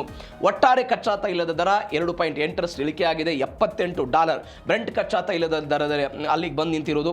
ಅಂದರೆ ಇತ್ತೀಚಿನ ದಿನಗಳಲ್ಲಿ ಆದಂತಹ ಅತ್ಯಂತ ಕಡಿಮೆ ದರ ಅಂತೆಲ್ಲ ವಿಶ್ಲೇಷಣೆ ಮಾಡಲಾಗ್ತಾ ಇದೆ. ಮತ್ತೊಂದು ಕಡೆ ನಾವು ಮೊನ್ನೆ ಉಲ್ಲೇಖ ಮಾಡಿದ ಹಾಗೆ ಇಷ್ಟು ದಿನಗಳ ಕಾಲ ಇರಾನ್ ಮಾರಾಟ ಮಾಡದೆ ಶೇಖರಿಸಿ ಇಟ್ಟಿದ್ದಂಥ ಎಲ್ಲ ತೈಲವನ್ನು ಕೂಡ ಇದೀಗ ಮಾರಾಟಕ್ಕೆ ತೆಗೆದುಕೊಂಡು ಬರುತ್ತೆ. ಪೂರೈಕೆ ಮತ್ತು ಬೇಡಿಕೆಯಲ್ಲಿ ಎಲ್ಲವೂ ಕೂಡ ಸರಿಯಾಗುತ್ತೆ. ಆಗ ಮತ್ತೆ ತೈಲದ ದರ ಕಡಿಮೆ ಆಗಬಹುದು ಎನ್ನುವಂತಹ ಆಶಾಭಾವನೆ. ಅಂದರೆ 2018ರಲ್ಲಿ ಪರಮಾಣು ಒಪ್ಪಂದ ಆಗಿತ್ತು, ಒಪ್ಪಂದದ 15ರಲ್ಲಿ ಆಗಿತ್ತು, 18ರಿಂದ ಹೊರಗಡೆ ಬಂದ ನಂತರ ಬೇರೆ ಬೇರೆ ಕಾರಣಕ್ಕಾಗಿ ಅದನ್ನು ನಿರ್ಬಂಧವನ್ನು ವಿಧಿಸಲಾಗಿತ್ತು. ನೀವು ಗಮನಿಸಬೇಕಾದ ಸಂಗತಿ ಅಂತ ಹೇಳಿದರೆ, 18ರಲ್ಲಿ ವಾಪಸ್ ಬಂದ ನಂತರ ಒಟ್ಟಾರೆ ಇರಾನ್ನ ಆರ್ಥಿಕತೆ ಕುಸಿತ ಆಗಿತ್ತು. ಇದೀಗ ಇರಾನ್ಗೆ ಇರುವಂಥ ಮಾರ್ಗ ಏನಾಗಿತ್ತು? ಕಳ್ಳದಾರಿಯಲ್ಲಿ ಅದೆಲ್ಲವನ್ನು ಕೂಡ ಮಾರಾಟ ಮಾಡಬೇಕಾಗಿತ್ತು. ಅಮೆರಿಕಾದ ಕಣ್ತಪ್ಪಿಸಿ ಚೀನಾಕ್ಕೆ ಮಾರಾಟ ಮಾಡೋದು, ಏಷ್ಯಾದ ಬೇರೆ ಬೇರೆ ದೇಶಗಳಿಗೆ ಮಾರಾಟ ಮಾಡುವಂಥದ್ದು, GPS ಟ್ರ್ಯಾಕರನ್ನು ಆಫ್ ಮಾಡಿಕೊಂಡು ಯಾವುದೇ ರಡಾರ್ಗಳ ಕಣ್ಣಿಗೆ ವಾಣಿಜ್ಯ ಹಡಗುಗಳು ಬೀಳದಂತೆ ಅದೆಲ್ಲವೂ ಕೂಡ ಹೋಗೋದು ಎಲ್ಲವೂ ಕೂಡ ಇತ್ತು. ಈ ಕಾರಣಕ್ಕಾಗಿ ಇರಾನ್ಗೆ ಒಂದು ಬೂಸ್ಟ್ ಸಿಗ್ತಾ ಇದೆ. ನಮಗೊಂದು ಆಶ್ಚರ್ಯಕರ ಬೆಳವಣಿಗೆ ಆಗುತ್ತೆ. ಅಮೆರಿಕಕ್ಕೆ ಹೆಂಗೆ ಗೊತ್ತಾಗುತ್ತೆ? ಈ GPS ಟ್ರ್ಯಾಕರನ್ನು ಬಂದ್ ಮಾಡ್ತಾರೆ, ಅದಾದ ನಂತರ ಅಮೆರಿಕದ ರಡಾರ್ ಕಣ್ಣಿಗೆ ಕಾಣದಂತೆ ಎಲ್ಲವೂ ಕೂಡ ಹಡಗು ಹೋಗುತ್ತೆ. ಹೆಂಗೆ ಗೊತ್ತಾಗುತ್ತೆ ಅಂತ ಹೇಳಿದ್ರೆ, ಒಂದು ಬೆಳವಣಿಗೆ ಇದೆ. ನೀವು ವಾಣಿಜ್ಯ ಹಡಗುಗಳಿಗೆ ಇನ್ಸೂರೆನ್ಸ್ ಮಾಡಿಸ್ತಾರಲ್ಲ, ಆ ಇನ್ಸೂರೆನ್ಸ್ ಕಂಪನಿಗಳು ಎಲ್ಲವೂ ಕೂಡ ಅತಿ ಹೆಚ್ಚಾಗಿರೋದು ಅಮೆರಿಕಾದಲ್ಲಿ. ಅಮೆರಿಕಾದಲ್ಲಿ ಇನ್ಸೂರೆನ್ಸ್ ತೆಗೆದುಕೊಂಡು ಬಂದ ನಂತರವೇ ಹಾರ್ಮುಜ್ ಜಲಸಂಧಿಯಲ್ಲಿ ಎಲ್ಲ ಹೋಗುತ್ತೆ. ನಿಮ್ಗೆ ಇನ್ಸೂರೆನ್ಸ್ ಇಲ್ಲ ಅಂತ ಹೇಳಿದ್ರೆ ಯಾವುದೇ ವಾಣಿಜ್ಯ ಹಡಗುಗಳನ್ನು ಬಂದರಿಗೆ ಸೇರಿಸಿಕೊಳ್ಳಲ್ಲ. ಅದರ ಮುಖಾಂತರ ಅಮೆರಿಕ ಅದೆಲ್ಲ ಮಾಹಿತಿಯನ್ನು ಕಲೆಕ್ಟ್ ಮಾಡ್ತಾ ಇತ್ತು, ಇದೀಗ ಅವಕಾಶವನ್ನು ಕೊಟ್ಟಿದೆ. ಹಾಗಾದ್ರೆ ಇದೆಲ್ಲದರ ನಂತರ ಭಾರತದ ಮೇಲೆ ಏನು ಪರಿಣಾಮ ಆಗುತ್ತೆ? ಭಾರತದ ಮೇಲೆ ಏನು ಪರಿಣಾಮ ಆಗುತ್ತೆ? ಸಹಜವಾಗಿ ಅಂತಾರಾಷ್ಟ್ರೀಯ ತೈಲ ಮಾರುಕಟ್ಟೆಯಲ್ಲಿ ಕಚ್ಚಾ ತೈಲದ ದರ ಇಳಿಕೆ ಆದರೆ ಇಲ್ಲಿಯೂ ಕೂಡ ತೈಲದ ದರ ಇಳಿಕೆ ಆಗ್ಬೋದು ಎನ್ನುವಂಥ ನಿರೀಕ್ಷೆ ಇದೆ. ಯಾಕಂದರೆ ಯುದ್ಧ ಆಗಿ ಸ್ವಲ್ಪ ದಿನಗಳ ನಂತರ ಭಾರತದಲ್ಲೂ ಕೂಡ 2-3 ಬಾರಿ ಪೆಟ್ರೋಲ್ ಡೀಸೆಲ್ ದರ ಎಲ್ಲ ಏರಿಕೆ ಆಗಿತ್ತು, ಸಿಲಿಂಡರ್ ದರ ಎಲ್ಲವೂ ಕೂಡ ಏರಿಕೆ ಆಗಿತ್ತು. ಇದೀಗ ಭಾರತದ ವಿದೇಶಿ ವಿನಿಮಯ ಹಣ ಆಗಿರ್ಬೋದು, ಅದಾದ ನಂತರ ರೂಪಾಯಿ ಮೌಲ್ಯ ಸಾರ್ವಕಾಲಿಕ ಗರಿಷ್ಠ ದಾಖಲೆಯನ್ನೆಲ್ಲ ಮಾಡ್ತಾ ಇತ್ತು ಡಾಲರ್ ಎದುರುಗಡೆ. ಹೀಗಾಗಿ ಅದು ಸ್ವಲ್ಪ ಚೇತರಿಕೆ ಆಗಬಹುದು ಎನ್ನುವಂತಹ ಲೆಕ್ಕಾಚಾರಗಳು ಕೂಡ ಬರ್ತಾ ಇದೆ. ಮತ್ತೊಂದು ಕಡೆ ಪೆಟ್ರೋಲ್ ಮತ್ತು ಡೀಸೆಲ್ ದರವನ್ನ ಮುಂದಿನ ಒಂದು 4-5 ರೂಪಾಯಿ ದರಗಳ ಇಳಿಕೆ ಆಗಬಹುದು ಅಂತ ಅವಕಾಶ ತೈಲ ಕಂಪನಿಗಳಿಗಿದೆ ಅಂತ. ಪೆಟ್ರೋಲ್ ಡೀಸೆಲ್ ದರ ಇಳಿಕೆ ಆಗಬಹುದು, ತೈಲ ಕಂಪನಿಗಳ ಆಮದು ವೆಚ್ಚ ಎಲ್ಲ ಕಡಿಮೆ ಆಗುತ್ತೆ ಅಂತ. ನೀವು ನೋಡಿ, ಏಪ್ರಿಲ್ 2026ರಲ್ಲಿ ಇಂಡಿಯನ್ ಕ್ರೂಡ್ ಬಾಸ್ಕೆಟ್ ಬೆಲೆ ಅಂದರೆ ಒಂದು ಬ್ಯಾರೆಲ್ಗೆ $114.48 ಇತ್ತು. ಹೀಗಾಗಿ ಭಾರತ ಏನು ಮಾಡ್ತು, ಏಪ್ರಿಲ್ ತಿಂಗಳಲ್ಲಿ $16.3 ಬಿಲಿಯನ್ ಹಣವನ್ನು ಪಾವತಿ ಮಾಡಬೇಕಾದಂತಹ ಪರಿಸ್ಥಿತಿ ಬಂತು. ಇದೀಗ ಅದರ ದರ $36 ಕುಸಿತ ಆಗಿರೋ ಪರಿಣಾಮವಾಗಿ ಒಂದು 6 ಲಕ್ಷ ಕೋಟಿ ರೂಪಾಯಿ ಹಣ ಭಾರತಕ್ಕೆ ಉಳಿತಾಯ ಆಗುತ್ತೆ ಅಂತ ಹೇಳ್ತಿದ್ದಾರೆ. ಮತ್ತೊಂದು ಕಡೆ ಇರಾನ್ಗೆ ಅವಕಾಶ ಕೊಟ್ಟಿರುವುದು ಇದು ಬಾರಿ ಬೆರವಣಿಗೆ. ಇದು ನಾವು ರಷ್ಯಾದಿಂದ ತೈಲವನ್ನ ಕಡಿಮೆ ದರಕ್ಕೆ ಸಿಗ್ತಾ ಇದೆ ಅನ್ನುವ ಕಾರಣಕ್ಕಾಗಿ ತೈಲವನ್ನು ತರಿಸ್ಕೊಳ್ತಾ ಇದ್ದೀವಿ. ಬಟ್ ಇರಾನ್ ರಷ್ಯಾಗಿಂತಲೂ ಕೂಡ ನಮಗೆ ಗಡಿಯ ವಿಚಾರದಲ್ಲಿ ನೋಡಿದ್ರೆ ಅತ್ಯಂತ ಹತ್ತಿರದಲ್ಲಿರುವಂತಹ ಪ್ರದೇಶ. ಹೀಗಾಗಿ ಸಾಗಣೆ ವೆಚ್ಚವೂ ಕೂಡ ಕಡಿಮೆ ಆಗಬಹುದು. ಇರಾನ್ ನಮಗೆ ಕಡಿಮೆ ಬೆಲೆಯಲ್ಲಿ ತೈಲವನ್ನು ಮಾರಾಟ ಮಾಡಬಹುದು ಎನ್ನುವಂಥ ಲೆಕ್ಕಾಚಾರ ಇದೆ. ರೂಪಾಯಿ ಮೌಲ್ಯವೂ ಕೂಡ ವೃದ್ಧಿ ಆಗಬಹುದು. $1 ಕಡಿಮೆ ಆದರೆ ನಾವು ಅನೇಕ ಬಾರಿ ಹೇಳಿದ್ದೀವಿ 18,000 ಕೋಟಿ ರೂಪಾಯಿ ಭಾರತಕ್ಕೆ ಲಾಭ ಆಗುತ್ತೆ ಅಂತ. ಈ ಎಲ್ಲ ಲೆಕ್ಕಾಚಾರಗಳು ಕೂಡ ಭಾರತದ ಮೇಲೆ ಇದೆ. ಅಂದರೆ ಅಂತಾರಾಷ್ಟ್ರೀಯ ತೈಲ ಮಾರುಕಟ್ಟೆಯಲ್ಲಿ ಕಚ್ಚಾ ತೈಲ ದರ ಇಳಿಕೆ ಆದ ತಕ್ಷಣ ಕೇಂದ್ರ ಸರ್ಕಾರದ ಪಾತ್ರವೂ ಕೂಡ ದೊಡ್ಡ ಮಟ್ಟದಲ್ಲಿ ಇರುತ್ತೆ. ಅವರು ತೆಗೆದುಕೊಳ್ಳುವಂತಹ ಸೆಸ್ ಅನ್ನು ಏನಾದರೂ ಕಡಿಮೆ ಮಾಡಿದ್ರೆ ಅದು ನೇರವಾಗಿ ಗ್ರಾಹಕರಿಗೆ ಲಾಭ ಆಗುತ್ತೆ. ಹೀಗಾಗಿ ಕೇಂದ್ರ ಸರ್ಕಾರ ಏನು ಮಾಡುತ್ತೆ ಕಾದ್ ನೋಡೋಣ. ಇದು ಜೀ ಕನ್ನಡ ನ್ಯೂಸ್ ಡಿಎನ್ಎ ಮೊದಲ ಸುದ್ದಿ. ಇನ್ನು ಎರಡನೇ ಸುದ್ದಿಗೆ ಹೋಗೋದಾದ್ರೆ, ಈ ಯುದ್ಧದ ಜಂಜಾಟ, ಅಮೆರಿಕ ಇರಾನ್ ಮಾತುಕತೆಗಳು, ಮಧ್ಯಪ್ರಾಚ್ಯದ ಮೇಲೆ ಅಮೆರಿಕಾದ ಹಿಡಿತವಂತೆ. ಈ ಮಧ್ಯಪ್ರಾಚ್ಯದ ಮೇಲೆ ಇರುವಂಥ ಅಮೆರಿಕಾದ ಹಿಡಿತವನ್ನು ಬಡಿದೋಡಿಸೋದಕ್ಕೆ ಇರಾನ್ ಪ್ರಯತ್ನ ಮಾಡ್ತಿದೆ ಅಂತೆ. ಅದಕ್ಕಾಗಿಯೇ ಒಂದು ರೆಸಿಸ್ಟೆನ್ಸ್ ಎಕ್ಸಿಸ್ಟೆನ್ಸ್ ಎನ್ನುವಂತಹ ಒಂದು ಗುಂಪನ್ನು ಕಟ್ಕೊಂಡು ಅದೆಲ್ಲ ಹೋರಾಟ ಮಾಡ್ತಿದೆ ಅಂತ ಎಲ್ಲ ಸುದ್ದಿಗಳು ಬರ್ತಾ ಇತ್ತು. ಎಲ್ಲ ಸುದ್ದಿಗಳ ನಡುವೆ ಮಧ್ಯಪ್ರಾಚ್ಯದ ಬೇರೆ ಬೇರೆ ದೇಶಗಳು ಭಾರತದತ್ತ ಮುಖ ಮಾಡ್ತಾ ಇವೆ. ಯಾವ ಮಧ್ಯಪ್ರಾಚ್ಯದ ದೇಶಗಳು ಇಷ್ಟು ದಿನಗಳ ಕಾಲ ತಮ್ಮ ಶಸ್ತ್ರಾಸ್ತ್ರಗಳು, ಕ್ಷಿಪಣಿಗಳು, ಆಯುಧಗಳು ಎಲ್ಲದಕ್ಕೂ ಕೂಡ ಬೇರೆ ಬೇರೆ ಅಮೆರಿಕ ಮತ್ತು ಯುರೋಪಿಯನ್ ಒಕ್ಕೂಟಗಳನ್ನೆಲ್ಲ ನಂಬಿಕೊಂಡಿತ್ತಲ್ಲ, ಆ ಎಲ್ಲ ದೇಶಗಳು ಕೂಡ ಇದೀಗ ಭಾರತದತ್ತ ಬರ್ತಾ ಇದೆ. ಹಾಗಾದರೆ ಏನು ಬೆಳವಣಿಗೆ ಆಯಿತು? ನಾವು ನಿನ್ನೆಯೂ ಕೂಡ ಒಂದು ಸುದ್ದಿಯನ್ನು ಚರ್ಚೆ ಮಾಡಿದ್ವಿ. ಟಾಪ್ 10 ದೇಶಗಳ ಪೈಕಿ ಭಾರತ ರಕ್ಷಣೆಯ ವಿಚಾರದಲ್ಲಿ 4ನೇ ಸ್ಥಾನವನ್ನು ಪಡೆದುಕೊಂಡಿದೆ. ನಮ್ಮದು ರಫ್ತು ಜಾಸ್ತಿ ಆಗಿದೆ, ಆಮದು ಕಡಿಮೆ ಆಗಿದೆ, ನಮ್ಮ ರಕ್ಷಣಾ ಬಜೆಟ್ ದೊಡ್ಡ ಮಟ್ಟದಲ್ಲಿದೆ, ಅತ್ಯಾಧುನಿಕ ಕ್ಷಿಪಣಿಗಳನ್ನು ತಯಾರು ಮಾಡ್ತಾ ಇದ್ದೀವಿ, ಯುದ್ಧ ವಿಮಾನಗಳನ್ನು ತಯಾರು ಮಾಡ್ತಾ ಇದ್ದೀವಿ. ಹಾಗಾದರೆ ಏನು ಬೆಳವಣಿಗೆಗಾಯಿತು? ಡೀಟೇಲ್ಸ್ ನೋಡ್ತಾ ಹೋಗೋಣ. ಅರಬ್ ರಾಷ್ಟ್ರಗಳಿಂದ ಬ್ರಹ್ಮೋಸ್ಗೆ ಇದೀಗ ಭಾರೀ ಬೇಡಿಕೆ ಬಂದಿದೆ. ಭಾರತದ ಬ್ರಹ್ಮೋಸ್ ಕ್ಷಿಪಣಿ ಖರೀದಿಗೆ UAE ಇದೀಗ ಅತೀವ ಆಸಕ್ತಿಯನ್ನು ತೋರಿದೆ. ಇದು ಗಮನಿಸಬೇಕಾದ ಸಂಗತಿ. ನಾನು ಅವಾಗಲೇ ಹೇಳ್ತಾ ಇದ್ದೆ, ಅವರು ಪಾಶ್ಚಿಮಾತ್ಯ ದೇಶಗಳು ಮತ್ತು ಅಮೆರಿಕಾವನ್ನು ನಂಬಿದ್ರು. ಇದೀಗ ವಿಶ್ವದ ಅತ್ಯಂತ ವೇಗದ ಸೂಪರ್ಸಾನಿಕ್ ಕ್ಷಿಪಣಿ ಪಡೆಯೋದಕ್ಕೆ ಅರಬ್ ರಾಷ್ಟ್ರಗಳೆಲ್ಲ ಪೈಪೋಟಿಯನ್ನು ನಡೆಸ್ತಾ ಇದೆ. ಯಾಕೆ ನೋಡಿ, ನೀವು ಮಧ್ಯಪ್ರಾಚ್ಯದ ದೇಶಗಳು ಅಮೆರಿಕ ಮತ್ತು ಯುರೋಪಿಯನ್ ದೇಶಗಳತ್ತ ಅವರೆಲ್ಲ ಮುಖ ಮಾಡಿದ್ರು. ಇದೀಗ ಆ ಮುಖವನ್ನು ಕಡಿಮೆ ಮಾಡಿದ್ದಾರೆ. ಕಾರಣ ಏನು ಅಂತ ಹೇಳಿದ್ರೆ, ಪಾಶ್ಚಿಮಾತ್ಯ ದೇಶಗಳ ಅವಲಂಬನೆಯನ್ನು ನಾವು ಕಡಿಮೆ ಮಾಡಬೇಕು ಅನ್ನೋಂಥದ್ದು ಒಂದು ಕಾರಣ. ಎರಡನೇದ್ದು, ಅಮೆರಿಕ ಮತ್ತು ಯುರೋಪಿಯನ್ ಒಕ್ಕೂಟಗಳು ಏನು ಮಾಡ್ತಾ ಇದ್ರು, ರಾಜಕೀಯ ಒತ್ತಡಗಳನ್ನು ಹೇರ್ತಾ ಇದ್ರು. ನೀವು ಭಾರತದಿಂದ ಖರೀದಿ ಮಾಡೋದ್ರಿಂದ ಯಾವುದೇ ರಾಜಕೀಯ ಒತ್ತಡ ಅರಬ್ ರಾಷ್ಟ್ರಗಳ ಮೇಲೆ ಹೋಗೋದಿಲ್ಲ. ನೀವು ಅಬ್ರಹಾಮನ ಒಪ್ಪಂದವನ್ನು ಮಾಡ್ಕೊಳ್ಬೇಕು ಅಂತ ಟ್ರಂಪ್ ಅವರು ಯಾರ ಮೇಲೆ, ಮಧ್ಯಪ್ರಾಚ್ಯ ದೇಶಗಳ ಮೇಲೆ ಒತ್ತಡ ಇರು. ಈಗ ರಾಜಕೀಯ ಒತ್ತಡ ಇತ್ತು, ಆ ರಾಜಕೀಯ ಒತ್ತಡಗಳಿಲ್ಲ. ತಂತ್ರಜ್ಞಾನದ ವರ್ಗಾವಣೆ ಆಗಬೇಕು ಅಂತ ಅಂದ್ರೆ ನಾವು ಕೇವಲ ಮಟೀರಿಯಲ್ ಅನ್ನು ಖರೀದಿ ಮಾಡೋದಲ್ಲ, ಅದ್ರ ಜೊತೆಗೆ ತಂತ್ರಜ್ಞಾನ ಬರಬೇಕು ಅನ್ನೋ ಕಾರಣಕ್ಕಾಗಿ ಅವ್ರು ಹೋಗ್ತಾ ಇದ್ದಾರೆ. ಮಧ್ಯಪ್ರಾಚ್ಯದ ಎಲ್ಲಾ ದೇಶಗಳು 80% ಶಸ್ತ್ರಾಸ್ತ್ರಗಳನ್ನು ಅಮೆರಿಕ ಮತ್ತು ಯುರೋಪ್ನಿಂದ ಖರೀದಿ ಮಾಡ್ತಾ ಇದ್ರು. ಅಮೆರಿಕ ತನ್ನಲ್ಲಿ ಉತ್ಪಾದನೆ ಆಗುವಂತಹ ರಕ್ಷಣಾ ಶಸ್ತ್ರಾಸ್ತ್ರಗಳನ್ನು ಏನು ರಫ್ತು ಮಾಡುತ್ತಲ್ಲ, ಅದರ 33% ಯಾರಿಗೆ ರಫ್ತು ಮಾಡ್ತಾ ಇದ್ರು, ಮಧ್ಯಪ್ರಾಚ್ಯದ, ಅದು ಕತಾರ್ ಆಗಿರ್ಬೋದು, Bahrain, UAE, Saudi Arabia, Egypt, ಬೇರೆ ಬೇರೆ ದೇಶಗಳಿಗೆ 33% ಹೋಗ್ತಾ ಇತ್ತು. ಮತ್ತೊಂದು ಕಡೆ ಇದೀಗ UAE ತನ್ನ ದೇಶದ ರಕ್ಷಣೆಗಾಗಿ ಯಾವ UAE ಭಾರತದತ್ತ ಬಂದಿದೆಯೋ ಅದು ಇಲ್ಲಿಯ ತನಕ ಕಳೆದ 10 ವರ್ಷದಲ್ಲಿ ಇದೇ ಅಮೆರಿಕಾದಿಂದ 13,000ಕ್ಕೂ ಅಧಿಕ ಅತ್ಯಾಧುನಿಕ ಕ್ಷಿಪಣಿಗಳನ್ನು ಕೇವಲ ಅಮೆರಿಕಾದಿಂದ ಖರೀದಿ ಮಾಡಿದೆ. ಇದು ನಾವು ಗಮನಿಸಬೇಕಾದಂತಹ ಸಂಗತಿ. ಇದೀಗ ಅವರು ಬ್ರಹ್ಮೋಸ್ ಖರೀದಿಗೆ ಮುಂದೆ ಬಂದಿದ್ದಾರೆ. ಫಿಲಿಪೈನ್ಸ್ ಹಿಂದೆ $375 ಬಿಲಿಯನ್ ಮುಖಾಂತರ ನಮ್ಮ ಜೊತೆಗೆ ಒಂದು ಒಪ್ಪಂದವನ್ನು ಮಾಡಿಕೊಂಡು ಅವರು ಬ್ರಹ್ಮೋಸ್ ಕ್ಷಿಪಣಿಯನ್ನು ಖರೀದಿ ಮಾಡಿದ್ರು. ಅದಾದ ನಂತರ ಮತ್ತೊಂದು ಬೇಡಿಕೆ ಬಂದಿದೆ. ಇದು ಗಮನಿಸಬೇಕಾದ ಸಂಗತಿ. ಮತ್ತೊಂದು ಕಡೆ ಭಾರತದ ರಕ್ಷಣಾ ಕವಚದ ಮೊರೆ ಹೋಗಿದೆ UAE. ಯಾಕೆ ಬೇಕಿತ್ತು? ಈಗಾಗಲೇ ಅಮೆರಿಕದ ಅತ್ಯಾಧುನಿಕ ಕ್ಷಿಪಣಿಗಳು, ಶಸ್ತ್ರಾಸ್ತ್ರಗಳು ಎಲ್ಲವೂ ಇದ್ದಾಗಲೂ ಕೂಡ ಬ್ರಹ್ಮೋಸ್ ಆಗಬೇಕಾಗಿತ್ತು. ಯಾವ ಪ್ರಶ್ನೆ ಇದಕ್ಕೆ ಯಾಕೆ ಅಂತ ಹೇಳಿದ್ರೆ ಸಹಜವಾಗಿ ಉತ್ತರ ಇದೆ. ಇರಾನ್ ಮತ್ತು ಅಮೆರಿಕದ ನಡುವೆ ಮೇಲಿಂದ ಮೇಲೆ ಆಗ್ತಾ ಇರುವಂಥ ಯುದ್ಧ, ಅಮೆರಿಕ ಇರಾನ್ ಸಂಘರ್ಷದ ನಡುವೆ ಭದ್ರತೆಯ ಆತಂಕ ಇದೆ. ಇರಾನ್ ಬೆಂಬಲಿತ ಪಡೆಗಳು ಡ್ರೋನ್ ದಾಳಿ ನಡೆಸುವಂತಹ ಸಾಧ್ಯತೆಗಳಿದೆ. ಇದಕ್ಕೊಂದು ಬೆಸ್ಟ್ ಎಕ್ಸಾಂಪಲ್ ಏನು ಅಂತ ಹೇಳಿದರೆ ಈ ಹೌತಿ ಪಡೆಗಳು, ಯಮನ್ನ ಹೌತಿ ಅವರು ಏನಿದ್ದಾರೆ ಸದಾ ಸಿದ್ಧವಾಗೇ ಇರ್ತಾರೆ. ಅವರು ಯಾವುದಕ್ಕೆ? UAEಯ ತೈಲ ಸಂಸ್ಕರಣಾ ಘಟಕಗಳು, ಅಂತಾರಾಷ್ಟ್ರೀಯ ವಿಮಾನ ಕೇಂದ್ರಗಳು ಮತ್ತು ಪ್ರವಾಸೋದ್ಯಮದ ಬೇರೆ ಬೇರೆ ನಗರಗಳಿರುತ್ತಲ್ಲ ಅವುಗಳ ಮೇಲೆ ದಾಳಿ ಮಾಡಬೇಕು ಅನ್ನೋ ಕಾರಣಕ್ಕಾಗಿ ಅವ್ರು ಏನು ಮಾಡ್ತಾ ಇದ್ರು ಅಂತ ಹೇಳಿದರೆ ಶತ್ರುಗಳು ಆತ್ಮಹತ್ಯಾ ಡ್ರೋನ್ಗಳನ್ನು ಬಳಕೆ ಮಾಡ್ತಾ ಇದ್ರು. ಆ ಆತ್ಮಹತ್ಯಾ ಡ್ರೋನ್ಗಳನ್ನು, ಉದಾಹರಣೆಗೆ ಇರಾನ್ನಿಂದ ಆತ್ಮಹತ್ಯಾ ಡ್ರೋನ್ಗಳನ್ನು ತೆಗೆದುಕೊಂಡು ಬರೋದು, ಕಡಿಮೆ ಖರ್ಚಿನಲ್ಲಿ ಅವುಗಳ ಮುಖಾಂತರ ದಾಳಿ ಮಾಡೋದು. ಅವುಗಳ ವಿರುದ್ಧ ಹೋರಾಟ ಮಾಡೋದಕ್ಕೆ UAE ಏನು ಮಾಡ್ತಾ ಇತ್ತು? ಅಮೆರಿಕಾದ ಅತ್ಯಂತ ವೆಚ್ಚದಾಯಕ ಕ್ಷಿಪಣಿಗಳನ್ನು ಬಳಕೆ ಮಾಡಿಕೊಳ್ಳೋ ಪ್ರಯತ್ನವನ್ನು ಮಾಡ್ತಾ ಇದ್ರು.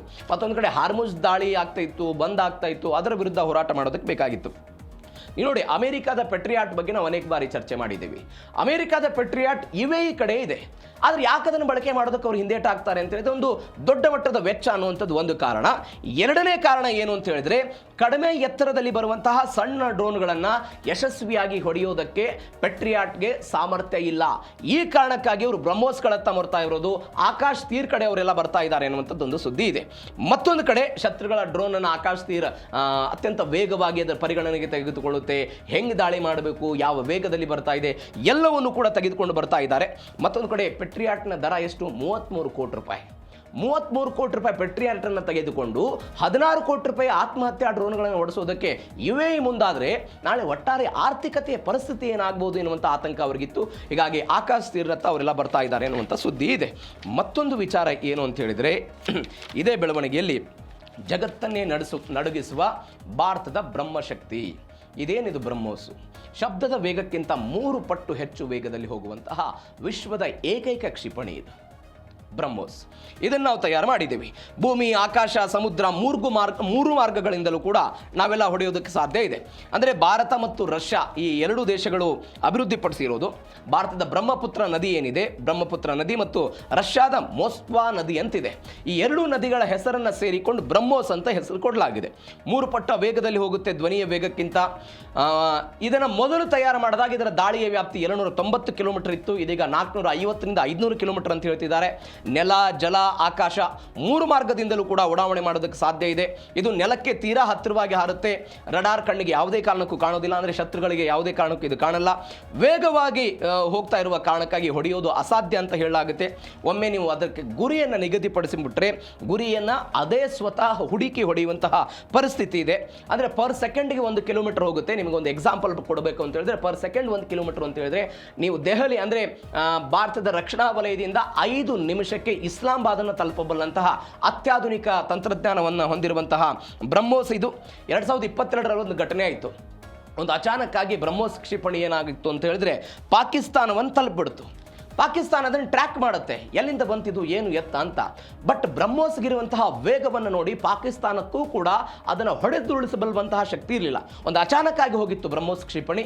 ಅಂತಹ ಶಕ್ತಿ ಸಾಮರ್ಥ್ಯವನ್ನು ಈ ಬ್ರಹ್ಮೋಸ್ ಕ್ಷಿಪಣಿಯನ್ನು ಹೊಂದಿದೆ. ರಡಾರ್ ಕಣ್ಣಿಗೂ ಕೂಡ ಇದು ಸಿಗಲ್ಲ, ಸ್ಟೆಲ್ತ್ ತಂತ್ರಜ್ಞಾನ ಇಲ್ಲಿದೆ.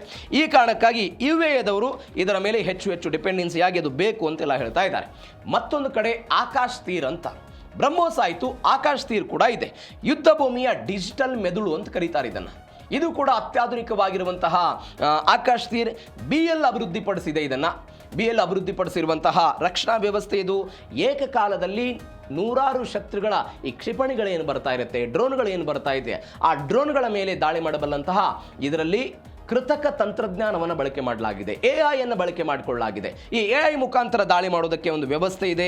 ಕನಿಷ್ಠ ಎತ್ತರದಲ್ಲಿ ಹಾರಿ ಬರುವಂತಹ ಡ್ರೋನ್ಗಳನ್ನು ಕೂಡ ಪತ್ತೆ ಹಚ್ಚುವಲ್ಲಿ ಇದು ನಿಸ್ಸೀಮ ಅಂತೆಲ್ಲ ವಿವರಣೆಯನ್ನು ಕೊಡಲಾಗುತ್ತೆ. ನಮ್ಮ ವಿಮಾನಗಳ ಮೇಲೆ ದಾಳಿ ನಡೆಯದಂತೆ ಒಂದು ರಕ್ಷಾ ಕವಚ ಇರುತ್ತೆ. ನೀವು ಒಂದು ಪ್ರದೇಶದಿಂದ ಇದನ್ನು ಮತ್ತೊಂದು ಪ್ರದೇಶಕ್ಕೆ ನಮ್ಮ ಈ ರಕ್ಷಣಾ ಲಾರಿಗಳು, ಟ್ರಕ್ಗಳು ಮತ್ತು ಅದಾದ ನಂತರ ನಮ್ಮ ಬೇರೆ ಬೇರೆ ವಾಹನಗಳಿರುತ್ತಲ್ಲ, ಆ ವಾಹನಗಳ ಮೇಲೆ ಇವುಗಳನ್ನು ಅಳವಡಿಕೆ ಮಾಡಲಾಗಿರುತ್ತೆ. ಅವುಗಳನ್ನು ನೀವು ಒಂದು ಪ್ರದೇಶದಿಂದ ಮತ್ತೊಂದು ಪ್ರದೇಶಕ್ಕೆ ತೆಗೆದುಕೊಂಡು ಹೋಗಬಲ್ಲಂತಹ ಶಕ್ತಿ ಸಾಮರ್ಥ್ಯ ಇದೆ. ಭಾರತೀಯ ಸೇನೆಯ ವಾಯು ರಕ್ಷಣಾ ಒಂದು ಬಲಕ್ಕೆ ಒಂದು ಹೊಸ ಬಲ ಸಿಕ್ಕಿದೆ ಅಂತ ಹೇಳ್ತಾರೆ. ಈ ನೋಡಿ, ಭಾರತದ ರಕ್ಷಣಾ ಸಂಶೋಧನಾ ಸಂಸ್ಥೆ DRDO ಮತ್ತು ಭಾರತ್ ಎಲೆಕ್ಟ್ರಾನಿಕ್ ಲಿಮಿಟೆಡ್ ಮತ್ತು ಇಸ್ರೋ, ಈ ಮೂವರು ಸಂಸ್ಥೆಗಳು ಸೇರಿಕೊಂಡು ಜಂಟಿಯಾಗಿ ನಿರ್ಮಾಣ ಮಾಡಿದಂತಹ ರಕ್ಷಣಾ ವ್ಯವಸ್ಥೆ ಇದು ಅತ್ಯಾಧುನಿಕವಾಗಿದೆ. AI ಆಧಾರಿತ ಇದೆ, ಸ್ವಯಂ ಚಾಲಿತವಾಗಿ ಹೋಗಬಲ್ಲಂತಹ ಕೆಪಾಸಿಟಿ ಇರುವಂತಹ ರಕ್ಷಣಾ ಕವಚ ಇದು.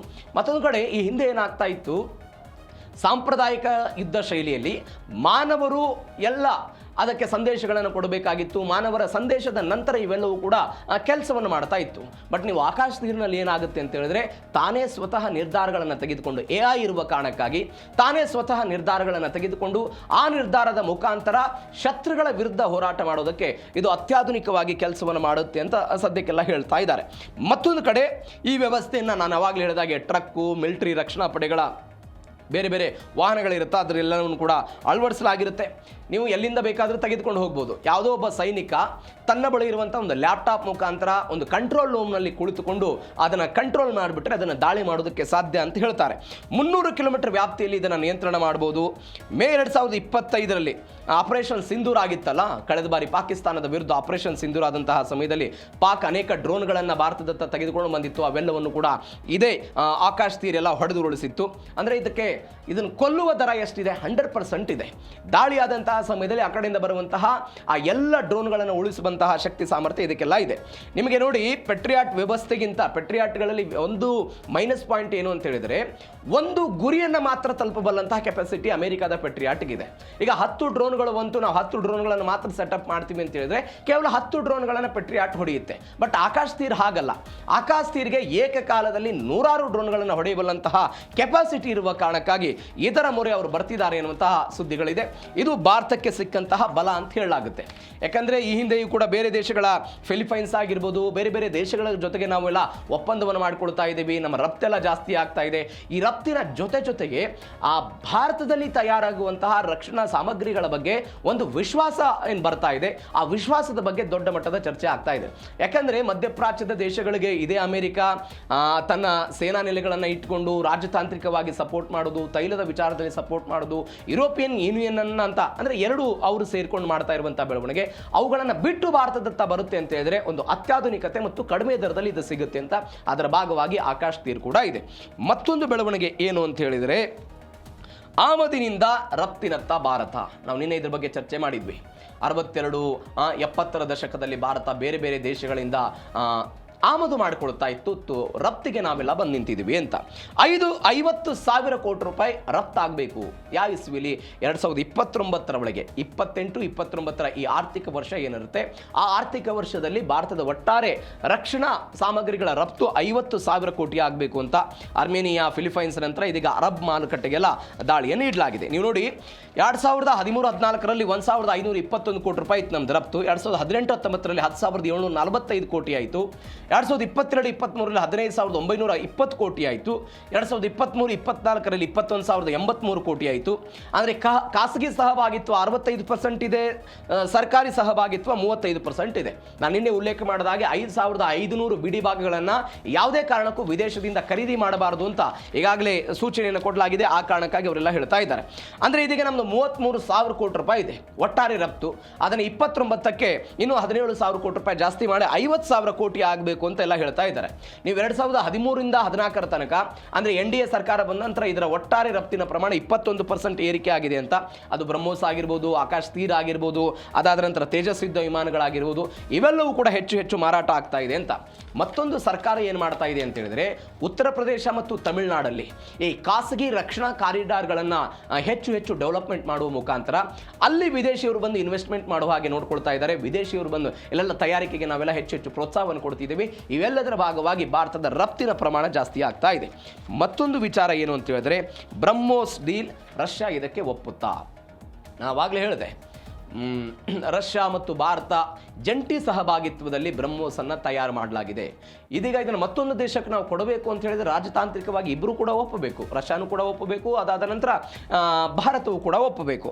ಇದೀಗ ಒಪ್ಪುತ್ತಾ ಎನ್ನುವಂಥದ್ದು ಒಂದು ಚರ್ಚೆ ಇದೆ. ಯಾರಿಗೆ ಕೊಡೋದಕ್ಕೆ? ಇವರಿಗೆ ಕೊಡೋದಕ್ಕೆ. ಬ್ರಹ್ಮೋಸ್ ಜಂಟಿ ಉದ್ಯಮ ಆಗಿದೆ, ಈ ಕಾರಣಕ್ಕಾಗಿ ಅನುಮತಿ ಕಡ್ಡಾಯ ಇದೆ. ಮಾಸ್ಕೋ ಅಬುಧಾಬಿ ನಡುವಿನ ಸ್ನೇಹ ಸಂಬಂಧ. ಅತ್ಯಂತ ಆಪ್ತ ರಾಜತಾಂತ್ರಿಕ ಸಂಬಂಧ ಎಲ್ಲ ಇದೆ. ನೀವು ಉಕ್ರೇನ್ ರಷ್ಯಾ ಯುದ್ಧ ಆಯ್ತಲ್ಲ, ಆ ನಿರ್ಬಂಧ ಹೇರಲಾಯಿತು. ಇದೇ ಯುರೋಪಿಯನ್ ಯೂನಿಯನ್ನವರು, ಅಮೆರಿಕಾದವರು ರಷ್ಯಾದ ಮೇಲೆ ಎಲ್ಲ ನಿರ್ಬಂಧಗಳನ್ನು ಹೇರಿದರು. ಆ ಸಮಯದಲ್ಲೂ ಕೂಡ ಇವರು ಅವ್ರ ಜೊತೆ ಮಾರ್ಕೆಟ್ ಮಾಡಿದರು, ಖರೀದಿ ಮಾಡೋ ಪ್ರಯತ್ನವನ್ನು ಮಾಡಿದರು, ರಾಜತಾಂತ್ರಿಕ ಸಂಬಂಧವನ್ನು ಉಳಿಸ್ಕೊಂಡ್ರು. ಎರಡನೇ ಬೆಳವಣಿಗೆ ಏನು ಅಂತ ಹೇಳಿದ್ರೆ, ರಷ್ಯಾಗೂ ಕೂಡ ಇದಕ್ಕೆ ಆರ್ಥಿಕ ಲಾಭ ಸಿಗುತ್ತೆ. ಇದಕ್ಕೆ ಒಂದು ಆ ಬ್ರಹ್ಮೋಸ್ ಕ್ಷಿಪಣಿಯನ್ನು ನಾವು UAE ಕೊಟ್ಟರೆ ಅದರ ತಂತ್ರಜ್ಞಾನದ ಪಾಲುದಾರಿಕೆ ಯಾರಿಗೆ ಹೋಗುತ್ತೆ? ರಷ್ಯಾದಕ್ಕೂ ಕೂಡ ಸಿಗುತ್ತೆ. ಹೀಗಾಗಿ ಆರ್ಥಿಕ ಲಾಭ ಅವರಿಗೂ ಕೂಡ ಸಿಗುತ್ತೆ. ಈ ಕಾರಣಕ್ಕಾಗಿ ಇವರು ಒಪ್ತಾರೆ ಅಂತ. ಮತ್ತೊಂದು ಕಡೆ ಫಿಲಿಪೈನ್ ಜೊತೆ ನಾವು ಒಪ್ಪಂದ ಮಾಡಿಕೊಂಡಾಗ ರಷ್ಯಾ ಯಾವುದೇ ಮಾತುಗಳನ್ನು ಚಕ್ರಾರನ್ನು ತಂದಿರಲಿಲ್ಲ, ಅವರು ಸಹಜವಾಗಿ ಒಪ್ಕೊಂಡಿದ್ರು, ಈಗೂ ಕೂಡ ಒಪ್ಪಬಹುದು ಅಂತ. ಮಹತ್ವದ ಬೆಳವಣಿಗೆ ಏನು ಅಂತ ಹೇಳಿದರೆ, ಇದೀಗ UAE ಅನ್ನುವಂಥ ಅಮೆರಿಕಾದ ಒಂದು ಮಿತ್ರ ದೇಶ ಭಾರತದ ಅಂದರೆ ಬ್ರಹ್ಮೋಸ್ನಂತ ಬರುತ್ತೆ ಅಂತೇಳಿ ಸಹಜವಾಗಿ ರಷ್ಯಾ ಒಪ್ಪುತ್ತೆ. ಯಾಕೆ ನಾನು ಮೊನ್ನೆ ಕೂಡ ಹೇಳಿದೆ, ರಷ್ಯಾ ಮತ್ತು ಚೀನಾ ಒಂದು, ಯುರೋಪಿಯನ್ ಯೂನಿಯನ್ ಮತ್ತು ಅಮೆರಿಕ ಒಂದು, ಎರಡು ಪ್ರಬಲ ಶಕ್ತಿಗಳು ಜಗತ್ತಲ್ಲಿ ಇರೋದು.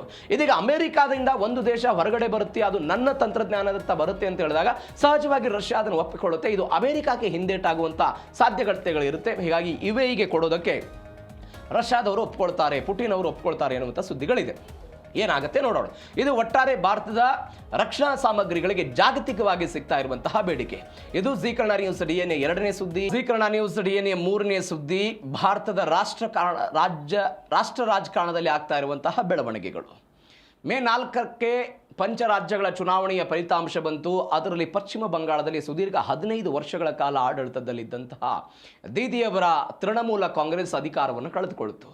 ಅದಾದ ನಂತರ ಋತುಪೃತ್ ಬ್ಯಾನರ್ಜಿ ನೇತೃತ್ವದಲ್ಲಿ 58 ಜನ ಶಾಸಕರು ಬಂಡಾಯ ಎದ್ರು, 20 ಜನ ಸಂಸದರು ಬಂಡಾಯ ಎದ್ರು, ರಾಜ್ಯಸಭೆಯಲ್ಲಿ ಕೆಲವೊಂದಿಷ್ಟು ಜನ ರಾಜೀನಾಮೆ ಕೊಟ್ಟರು. ಎಲ್ಲ ಬೆಳವಣಿಗೆಗಳಾಯಿತು. ಸುದೀರ್ಘ 34 ವರ್ಷಗಳ ಕಾಲ ಯಾವ ಕಮ್ಯುನಿಸ್ಟ್ ಪಾರ್ಟಿ ಪಶ್ಚಿಮ ಬಂಗಾಳವನ್ನು ಆಡಳಿತವನ್ನು ನಡೆಸಿತ್ತೋ ಆ ಆಡಳಿತ ವಿರುದ್ಧ ತೊಡೆ ತಟ್ಟಿ ಕಾಂಗ್ರೆಸ್ನಲ್ಲಿದ್ದು ಕಾಂಗ್ರೆಸ್ನಿಂದ ಹೊರಗಡೆ ಬಂದು ತೃಣಮೂಲ ಕಾಂಗ್ರೆಸ್ಸನ್ನು ಕಟ್ಟಿ 15 ವರ್ಷಗಳ ಕಾಲ ಮುಖ್ಯಮಂತ್ರಿ ಆಗಿದ್ದಂಥ ಪಶ್ಚಿಮ ಬಂಗಾಳದ ಮಾಜಿ ಮುಖ್ಯಮಂತ್ರಿ ಮಮತಾ ಬ್ಯಾನರ್ಜಿ ಇವತ್ತು TMCಯಿಂದಲೇ ಔಟ್ ಆಗಿದ್ದಾರೆ. TMCಯಿಂದಲೇ ಅವರನ್ನು ಹೊರಹಾಕಲಾಗಿದೆ. ಎಂಥ ವಿಪರ್ಯಾಸ ನೋಡಿ. ಪಾರ್ಟಿಯನ್ನು ಕಟ್ಟಿದ್ರು, ಮುಖ್ಯಮಂತ್ರಿ ಆಗಿದ್ರು, ಇಷ್ಟು ದಿನಗಳ ಕಾಲ ಮಮತಾ ಬ್ಯಾನರ್ಜಿ ಅವರೇ ಹೇಳಿದ್ದು ನಡೀತಾ ಇತ್ತು. ಬಟ್ ಇವತ್ತಿನ ವಿಪರ್ಯಾಸ ಅಂತ ಹೇಳಿದರೆ, ಪಶ್ಚಿಮ ಬಂಗಾಳದ ರಾಜಕಾರಣದಲ್ಲಿ ಮಮತಾ ಬ್ಯಾನರ್ಜಿ TMCಯಿಂದ ಔಟ್ ಆಗಿರೋದು. ಏನು ಬೆಳವಣಿಗೆ ಆಯಿತು? ಕಾನೂನಾತ್ಮಕವಾಗಿ ಸಾಧ್ಯ ಇದೆಯಾ? ಮಹಾರಾಷ್ಟ್ರದಲ್ಲಿ ಶಿವಸೇನೆ, ಏಕನಾಥ್ ಶಿಂದೆ, ಉದ್ಧವ್ ಠಾಕ್ರೆ ಅವರ ನಡುವೆ ಏನು ಬೆಳವಣಿಗೆ ಆಗಿತ್ತು, ಅಂತಹ ಬೆಳವಣಿಗೆ ಆಗುತ್ತಾ? ಡೀಟೇಲ್ಸ್ ನೋಡ್ತಾ ಹೋಗೋಣ. TMC ಅಧ್ಯಕ್ಷ ಸ್ಥಾನದಿಂದ ಇದೀಗ ದೀದಿ ಔಟ್ ಆಗಿರೋ ಘಟನೆ. TMC ಅಧ್ಯಕ್ಷರೇ ಆಗಿದ್ದರು, ರಾಷ್ಟ್ರೀಯ ಅಧ್ಯಕ್ಷರೇ ಆಗಿದ್ದರು ಮಮತಾ ಬ್ಯಾನರ್ಜಿ. ಇದೀಗ ಆ ಸ್ಥಾನದಿಂದ ಔಟ್ ಆಗಿದ್ದಾರೆ.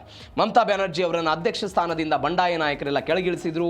TMCಯ ನೂತನ ರಾಷ್ಟ್ರೀಯ ಅಧ್ಯಕ್ಷರಾಗಿ ಹಿರಿಯ ಶಾಸಕ ಆರೂಪ್ ರಾಯ್ ಆಯ್ಕೆ ಆಗಿದ್ದಾರೆ. ನೋಡಿ, 2021ರ ಚುನಾವಣೆಯಲ್ಲಿ 215 ಸ್ಥಾನವನ್ನು ತೃಣಮೂಲ ಕಾಂಗ್ರೆಸ್ ಗಳಿಸಿತ್ತು. ಈ ಬಾರಿ ಆ ಸ್ಥಾನಗಳು ಕೇವಲ 80ಕ್ಕೆ ಕುಸಿತ ಆಯಿತು.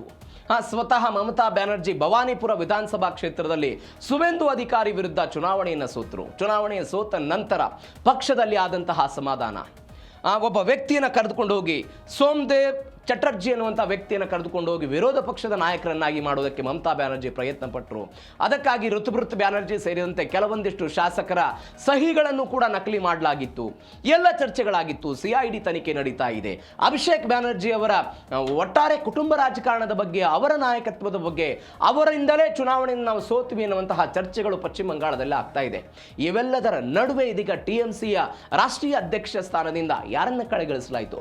ಮಮತಾ ಬ್ಯಾನರ್ಜಿ ಅವರನ್ನು ಕೆಳಗಿಳಿಸಲಾಯಿತು. ಇಂಥದ್ದೊಂದು ಪ್ರಶ್ನೆ. ನೀವು ನೋಡಿ, 80 ಶಾಸಕರ ಪೈಕಿ 58 ಜನ ಬಂದರು. ಒಟ್ಟಾರೆ ಪ್ರಮಾಣ ಎಷ್ಟು ಇವ್ರದ್ದು? 100ಕ್ಕೆ ಕಂಪೇರ್ ಮಾಡಿದರೆ 77% ಜನ ಶಾಸಕರು ದೀದಿಯ ವಿರುದ್ಧ ಬಂಡಾಯ ಎದ್ರು. ಯಾರ ವಿರುದ್ಧ? ಮಮತಾ ಬ್ಯಾನರ್ಜಿ ವಿರುದ್ಧ. ಯಾರ್ಯಾರು ಶಾಸಕರು ಇವತ್ತು ಮಮತಾ ಬ್ಯಾನರ್ಜಿ ವಿರುದ್ಧ ಬಂಡಾಯ ಎದ್ದಿದ್ದಾರೋ, ಒಂದು ಕಾಲದಲ್ಲಿ ಮಮತಾ ಬ್ಯಾನರ್ಜಿಯವರ ಅತ್ಯಾಪ್ತರೇ ಆಗಿದ್ದವರು. ಇದು ಗಮನಿಸಬೇಕಾದ ಸಂಗತಿ. ಮಮತಾ ಬ್ಯಾನರ್ಜಿ ಹೇಳಿದಂತೆ ಕೇಳ್ತಾ ಇದ್ದಂತಹ ಶಾಸಕರೆಲ್ಲರೂ ಕೂಡ ಇವತ್ತು ಅಭಿಷೇಕ್ ಬ್ಯಾನರ್ಜಿ ಅನ್ನುವ ಕಾರಣಕ್ಕಾಗಿ ಅಥವಾ TMCಯ ಭ್ರಷ್ಟಾಚಾರದ ಹಗರಣಗಳು ಅನ್ನುವ ಕಾರಣಕ್ಕಾಗಿ ಬೇರೆ ಬೇರೆ ಕಾರಣಗಳನ್ನು ಕೊಡ್ತಾ ಇದ್ದಾರೆ. TMCಯ ನಡವಳಿಕೆ ಸರಿ ಇಲ್ಲ, TMC ಆಡಳಿತ ಇದ್ದಂತಹ ಸಮಯದಲ್ಲಿ ಅನೇಕ ಹಗರಣಗಳನ್ನು ಮಾಡಿಕೊಂಡಿತ್ತು. ಅಭಿಷೇಕ್ ಬ್ಯಾನರ್ಜಿ ಅವರಿಗೆ ಉತ್ತರಾಧಿಕಾರ ಪಟ್ಟವನ್ನು ಕಟ್ತಾ ಇದ್ದಾರೆ, ಆ ಒಂದು ಪ್ರೈವೇಟ್ ಲಿಮಿಟೆಡ್ ಕಂಪನಿ ಆಗಿದೆ ಅಂತ ಈ ರೀತಿಯಾದಂಥ ವ್ಯಾಖ್ಯಾನಗಳನ್ನ TMC ವಿರುದ್ಧ ಮಾಡ್ತಾ ಬಂದು ಅವರೆಲ್ಲರೂ ಕೂಡ ಪ್ರತ್ಯೇಕವಾದರೂ. ಇದೀಗ ಅಂಥದ್ದೊಂದು ಘಟನೆ ಆಯಿತು. ನೀವು ನೋಡಿ, ಪಶ್ಚಿಮ ಬಂಗಾಳದ ರಾಜಕಾರಣದಲ್ಲಿ 1960ರ ದಶಕದಲ್ಲಿ ಒಂದು ಘಟನೆ ಆಯಿತು. ಅವತ್ತು ಅಲ್ಲಿಯ ತನಕ ಕಾಂಗ್ರೆಸ್ ಆಡಳಿತ ಇತ್ತು 67ರ ತನಕ. ಈ ಮಾಜಿ ರಾಷ್ಟ್ರಪತಿ ಆಗಿದ್ದಂತಹ ಪ್ರಣಬ್ ಪ್ರಣಬ್ ಮುಖರ್ಜಿಯವರ ತಂದೆ ಕಮತಾ ಕಿಂಕರ್ ಮುಖರ್ಜಿ ಅಂತ ಇರ್ತಾರೆ. ಕಮತಾ ಕಿಂಕರ್ ಮುಖರ್ಜಿ ಇವರು ಕಾಂಗ್ರೆಸ್ನಲ್ಲಿದ್ದರು. ಇದಾದ ನಂತರ ಇವರೇನು ಮಾಡಿದ್ರು ಅಂತ ಹೇಳಿದ್ರೆ ಅಲ್ಲಿ ಕಾಂಗ್ರೆಸ್ ಮುಖ್ಯಮಂತ್ರಿ ವಿರುದ್ಧ ಬಂಡಾಯ ಎದ್ರು. ಇವತ್ತು ಹೆಂಗೆ ಮಮತಾ ಬ್ಯಾನರ್ಜಿಯ ವಿರುದ್ಧ TMCಯ ಒಂದು ಬಣ ಇವತ್ತೆಲ್ಲ ಬಂಡಾಯ ಎದ್ದಿದೆಯಲ್ಲ, ಅವತ್ತು ಒನ್ಸ್ ಅಗೇನ್ ಮುಖ್ಯಮಂತ್ರಿಗಳ ವಿರುದ್ಧ ಬಂಡಾಯ ಎದ್ರು. ಬಂಡಾಯ ಎದ್ದ ನಂತರ ಬಾಂಗ್ಲಾ ಕಾಂಗ್ರೆಸ್ ಅನ್ನೋ ಪಾರ್ಟಿಯನ್ನು ಶುರು ಮಾಡ್ತಾರೆ ಅವರು. ಇದೀಗ TMCಯಲ್ಲಿ 2 ಹೋಳಾಗಿದೆ. ಅವತ್ತು ಹೊಸ ಪಕ್ಷವನ್ನು ಅಸ್ತಿತ್ವಕ್ಕೆ ತರ್ತಾರೆ ಅವರು. 1967ರಲ್ಲಿ ಪಶ್ಚಿಮ ಬಂಗಾಳದ ರಾಜಕಾರಣದಲ್ಲಿ ಮೊಟ್ಟ ಮೊದಲ ಬಾರಿಗೆ ಕಾಂಗ್ರೆಸ್ ಇತರ ಸರ್ಕಾರ ಬಂಗಾಳದಲ್ಲಿ ಆಡಳಿತಕ್ಕೆ ಬರುತ್ತೆ. ಒನ್ಸ್ ಅಗೇನ್ ಪುನರಪಿ ಹಂತದ್ದೇ ಘಟನೆಗಳು ಬಂಗಾಳದಲ್ಲಿ ಆಗ್ತಾ ಇದೆ. ಆ ಮುಖಾಂತರ ದೀದಿ ಅವರ ಈ ಅಧ್ಯಕ್ಷ ಸ್ಥಾನಕ್ಕೆ ಕೊಟ್ಟಿದ್ದಾರೆ. ಆರೂಪ್ ರಾಯ್ ಇವರೆಲ್ಲ ಹಿರಿಯ ಶಾಸಕರು, ಕಾಕೋಲಿ ಘೋಷ್, ದಸ್ತಿದಾರ್ ಇವರೆಲ್ಲ ಸಂಸದರು, ಇವರೆಲ್ಲ ಆರೋಪಗಳನ್ನು ಮಾಡಿದ್ದನ್ನು ನೋಡಿದ್ದೀವಿ. ಬೇರೆದವರಿಗೆ ಅವಕಾಶವನ್ನು ಮಾಡಿಕೊಡ್ತಾ ಇದ್ದಾರೆ. ಇದು ಒಂದು ಬೆಳವಣಿಗೆ ಬಂಗಾಳದಲ್ಲಿ ಆಗ್ತಾ ಇರೋದು. ಮತ್ತೊಂದು, ಸ್ವಪಕ್ಷದಿಂದಲೇ ದೀದಿ ಪಟ್ಟಕ್ಕೆ ಕುತ್ತು ಬಿದ್ದಿದೆ. ಬೇರೆ ಯಾರಿಂದೋ ಅಲ್ಲ, ಸ್ವತಃ ಅವರ ಪಕ್ಷದಿಂದಲೇ. ನಾನು ಅವಾಗಲೇ ಹೇಳ್ತಾ ಇದ್ದೆ, ಯಾರ್ಯಾರು ಅತ್ಯಾಪ್ತರಿದ್ರು, ಸುವೇಂದು ಅಧಿಕಾರಿ ದೀದಿಯವರ ಅತ್ಯಾಪ್ತರು. ಪಾರ್ಟಿಯನ್ನು ಕಟ್ಟುವಂತಹ ಸಮಯದಲ್ಲಿ, ಪಾರ್ಟಿಯನ್ನು ಬೆಳೆಸುವಂತಹ ಸಮಯದಲ್ಲಿ ಸುವೇಂದು ಅಧಿಕಾರಿ ಮಮತಾ ಬ್ಯಾನರ್ಜಿ ಅವರ ಜೊತೆಗಿದ್ದರು. ಇವತ್ತು ಅವರ ವಿರುದ್ಧ ಸಿಡಿದದ್ದು ಹೊರಗಡೆ ಬಂದರು. ಒನ್ಸ್ ಅಗೇನ್ ಇವತ್ತು ಕೋಲ್ಕತ್ತಾದ ನ್ಯೂ ಟೌನ್ ಹೋಟೆಲ್ನಲ್ಲೆಲ್ಲ ಹೈ ಪ್ರೊಫೈಲ್ ಸಭೆ ಆಯಿತು. ಋತುಬ್ರತ್ ಬ್ಯಾನರ್ಜಿ ನೇತೃತ್ವದಲ್ಲಿ ಒಂದು 500ಕ್ಕೂ ಹೆಚ್ಚು ಜನ ಎಲ್ಲ ನಾಯಕರುಗಳೆಲ್ಲ ಸೇರಿದ್ರಲ್ಲಿ, ಪಾರ್ಟಿಯ ಬೇರೆ ಬೇರೆ ನಾಯಕರುಗಳೆಲ್ಲ ಸೇರಿದರು. ನೋಡಿ, ತೃಣಮೂಲ ಕಾಂಗ್ರೆಸ್ ಪ್ರತಿಯೊಂದು, ಅದು ಭಾರತೀಯ ಜನತಾ ಪಾರ್ಟಿ ಆಗಿರಲಿ, ಕಾಂಗ್ರೆಸ್ ಆಗಿರಲಿ, JDS ಆಗಿರಲಿ, TVK ಆಗಿರಲಿ, DMK, IDMK, ಬೇರೆ ಯಾವುದೇ ರಾಜಕೀಯ ಪಾರ್ಟಿ, ಭಾರತೀಯ ಚುನಾವಣಾ ಆಯೋಗದಲ್ಲಿ ನೋಂದಣಿ ಆಗಿರುವಂಥ ಎಲ್ಲ ರಾಜಕೀಯ ಪಾರ್ಟಿಗಳಿಗೂ ಕೂಡ ಒಂದು ಆಂತರಿಕ ಸಂವಿಧಾನ ಅನ್ನೋದೊಂದಿರುತ್ತೆ, ಬೈಲಾ ಇರುತ್ತೆ ಪಾರ್ಟಿದು. ಈ TMCಯ ಬೈಲಾದ ಪ್ರಕಾರ 3 ವರ್ಷದ ನಂತರ ಆಂತರಿಕ ಚುನಾವಣೆಯ ಮೂಲಕ ಹೊಸ ಸಮಿತಿಯನ್ನು ರಚನೆ ಮಾಡಬೇಕು. ಪ್ರತಿ 3 ವರ್ಷಕ್ಕೆ ಹೊಸ ಸಮಿತಿ ರಚನೆ ಆಗಬೇಕು. ಇದು ಬಂಡಾಯ ಎದ್ದಿರುವಂಥವ್ರು ಅಥವಾ ಇವರನ್ನು ಔಟ್ ಮಾಡಿರುವಂಥವ್ರು ಏನು ಹೇಳ್ತಾ ಇದ್ದಾರೆ, 2022ರಲ್ಲಿ TMCಯಲ್ಲಿ ಒಂದು ಹೊಸ ಸಮಿತಿ ರಚನೆ ಆಯಿತು. 2025ರಲ್ಲಿ ಒನ್ಸ್ ಅಗೇನ್ ಅದನ್ನು ಚುನಾವಣೆಯ ಮುಖಾಂತರ ಆಯ್ಕೆ ಮಾಡಬೇಕಾಗಿತ್ತು. ಆ ಹೊಸ ಸಮಿತಿಯನ್ನು ಇವರು ರಚನೆ ಮಾಡಲಿಲ್ಲ. ಈ ಹೊಸ ಸಮಿತಿ ರಚನೆ ಆಗಲಿಲ್ಲ ಅಂತ ಅವರೆಲ್ಲ ಏನು ಮಾಡಿದ್ರು, ಮಮತಾ ಬ್ಯಾನರ್ಜಿ ಅವರ ವಿರುದ್ಧ ಅಸಮಾಧಾನಗೊಂಡ್ರು. ಯಾವ್ಯಾವ ಬಣ ಈಗಾಗಲೇ ಅಸ್ತಿತ್ವದಲ್ಲಿತ್ತು, 2022ರಲ್ಲಿ ರಚನೆ ಆಗಿದ್ದು, ಅದಕ್ಕೆ ಯಾವುದೇ ಸಾಂವಿಧಾನಿಕ ಮಾನ್ಯತೆ ಇಲ್ಲ. ಅವರು ತೆಗೆದುಕೊಳ್ಳುವಂಥ ಎಲ್ಲ ನಿರ್ಣಯಗಳು ಕೂಡ ಅಸಿಂಧು.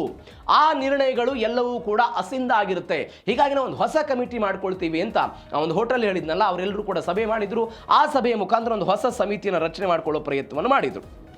ಅಂದರೆ ಭಾರತೀಯ ಚುನಾವಣಾ ಆಯೋಗದ ಕ್ಲಾರಿಟಿ ಏನು ಅಂತ ಹೇಳಿದ್ರೆ, ನೋಂದಾಯಿತ ಪಾರ್ಟಿ ತನ್ನ ಬೈಲಾದ ಪ್ರಕಾರ ನಡೆದುಕೊಳ್ಳಬೇಕು. ಆ ಬೈಲಾದ ಪ್ರಕಾರ ನಡೆದುಕೊಳ್ಳದೇ ಇದ್ರೆ ಅದು ಕಾನೂನಿನ ವಿರುದ್ಧ ಕ್ರಮ ಆಗುತ್ತೆ ಅಂತೆಲ್ಲ ಹೇಳ್ತಾ ಇದ್ದಾರೆ.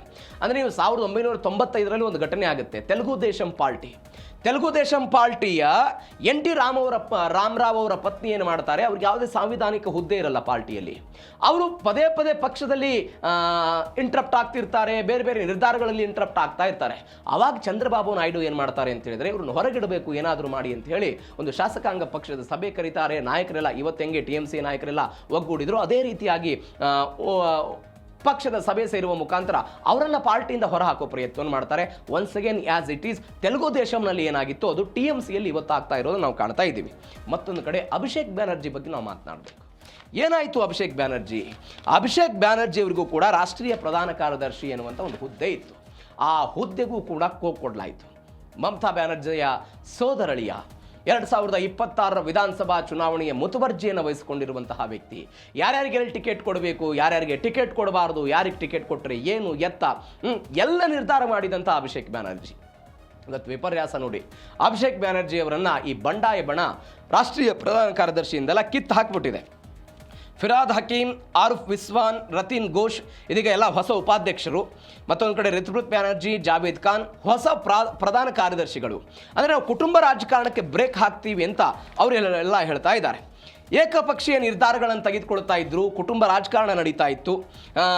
ಅದಾದ ನಂತರ ಆಪರೇಷನ್ ಕ್ರಾನ್ ಪ್ರಿನ್ಸ್ ಅಂತ ಅದೊಂದು ಇತ್ತಲ್ಲಿ, ಅಂದರೆ ಉತ್ತರಾಧಿಕಾರಿ ಮಾಡೋದಕ್ಕೆ ಇವರೆಲ್ಲ ಪ್ರಯತ್ನವನ್ನು ಪಡ್ತಿದ್ರು. ಅದರ ವಿರುದ್ಧ ನಮ್ದೆಲ್ಲ ಹೋರಾಟ ಇದೆ ಅಂತ 2026ರ ಚುನಾವಣೆಯ ಸೋಲಿನ ಹೊಣೆಯನ್ನು ಇದೇ ಅಭಿಷೇಕ್ ಬ್ಯಾನರ್ಜಿ ಹೊರಬೇಕಾಗಿತ್ತು. ಆದರೆ ಅದನ್ನು ನೇರವಾಗಿ ಶಾಸಕರ ಮೇಲೆ ಹಾಕುವ ಪ್ರಯತ್ನ ಆಯಿತು.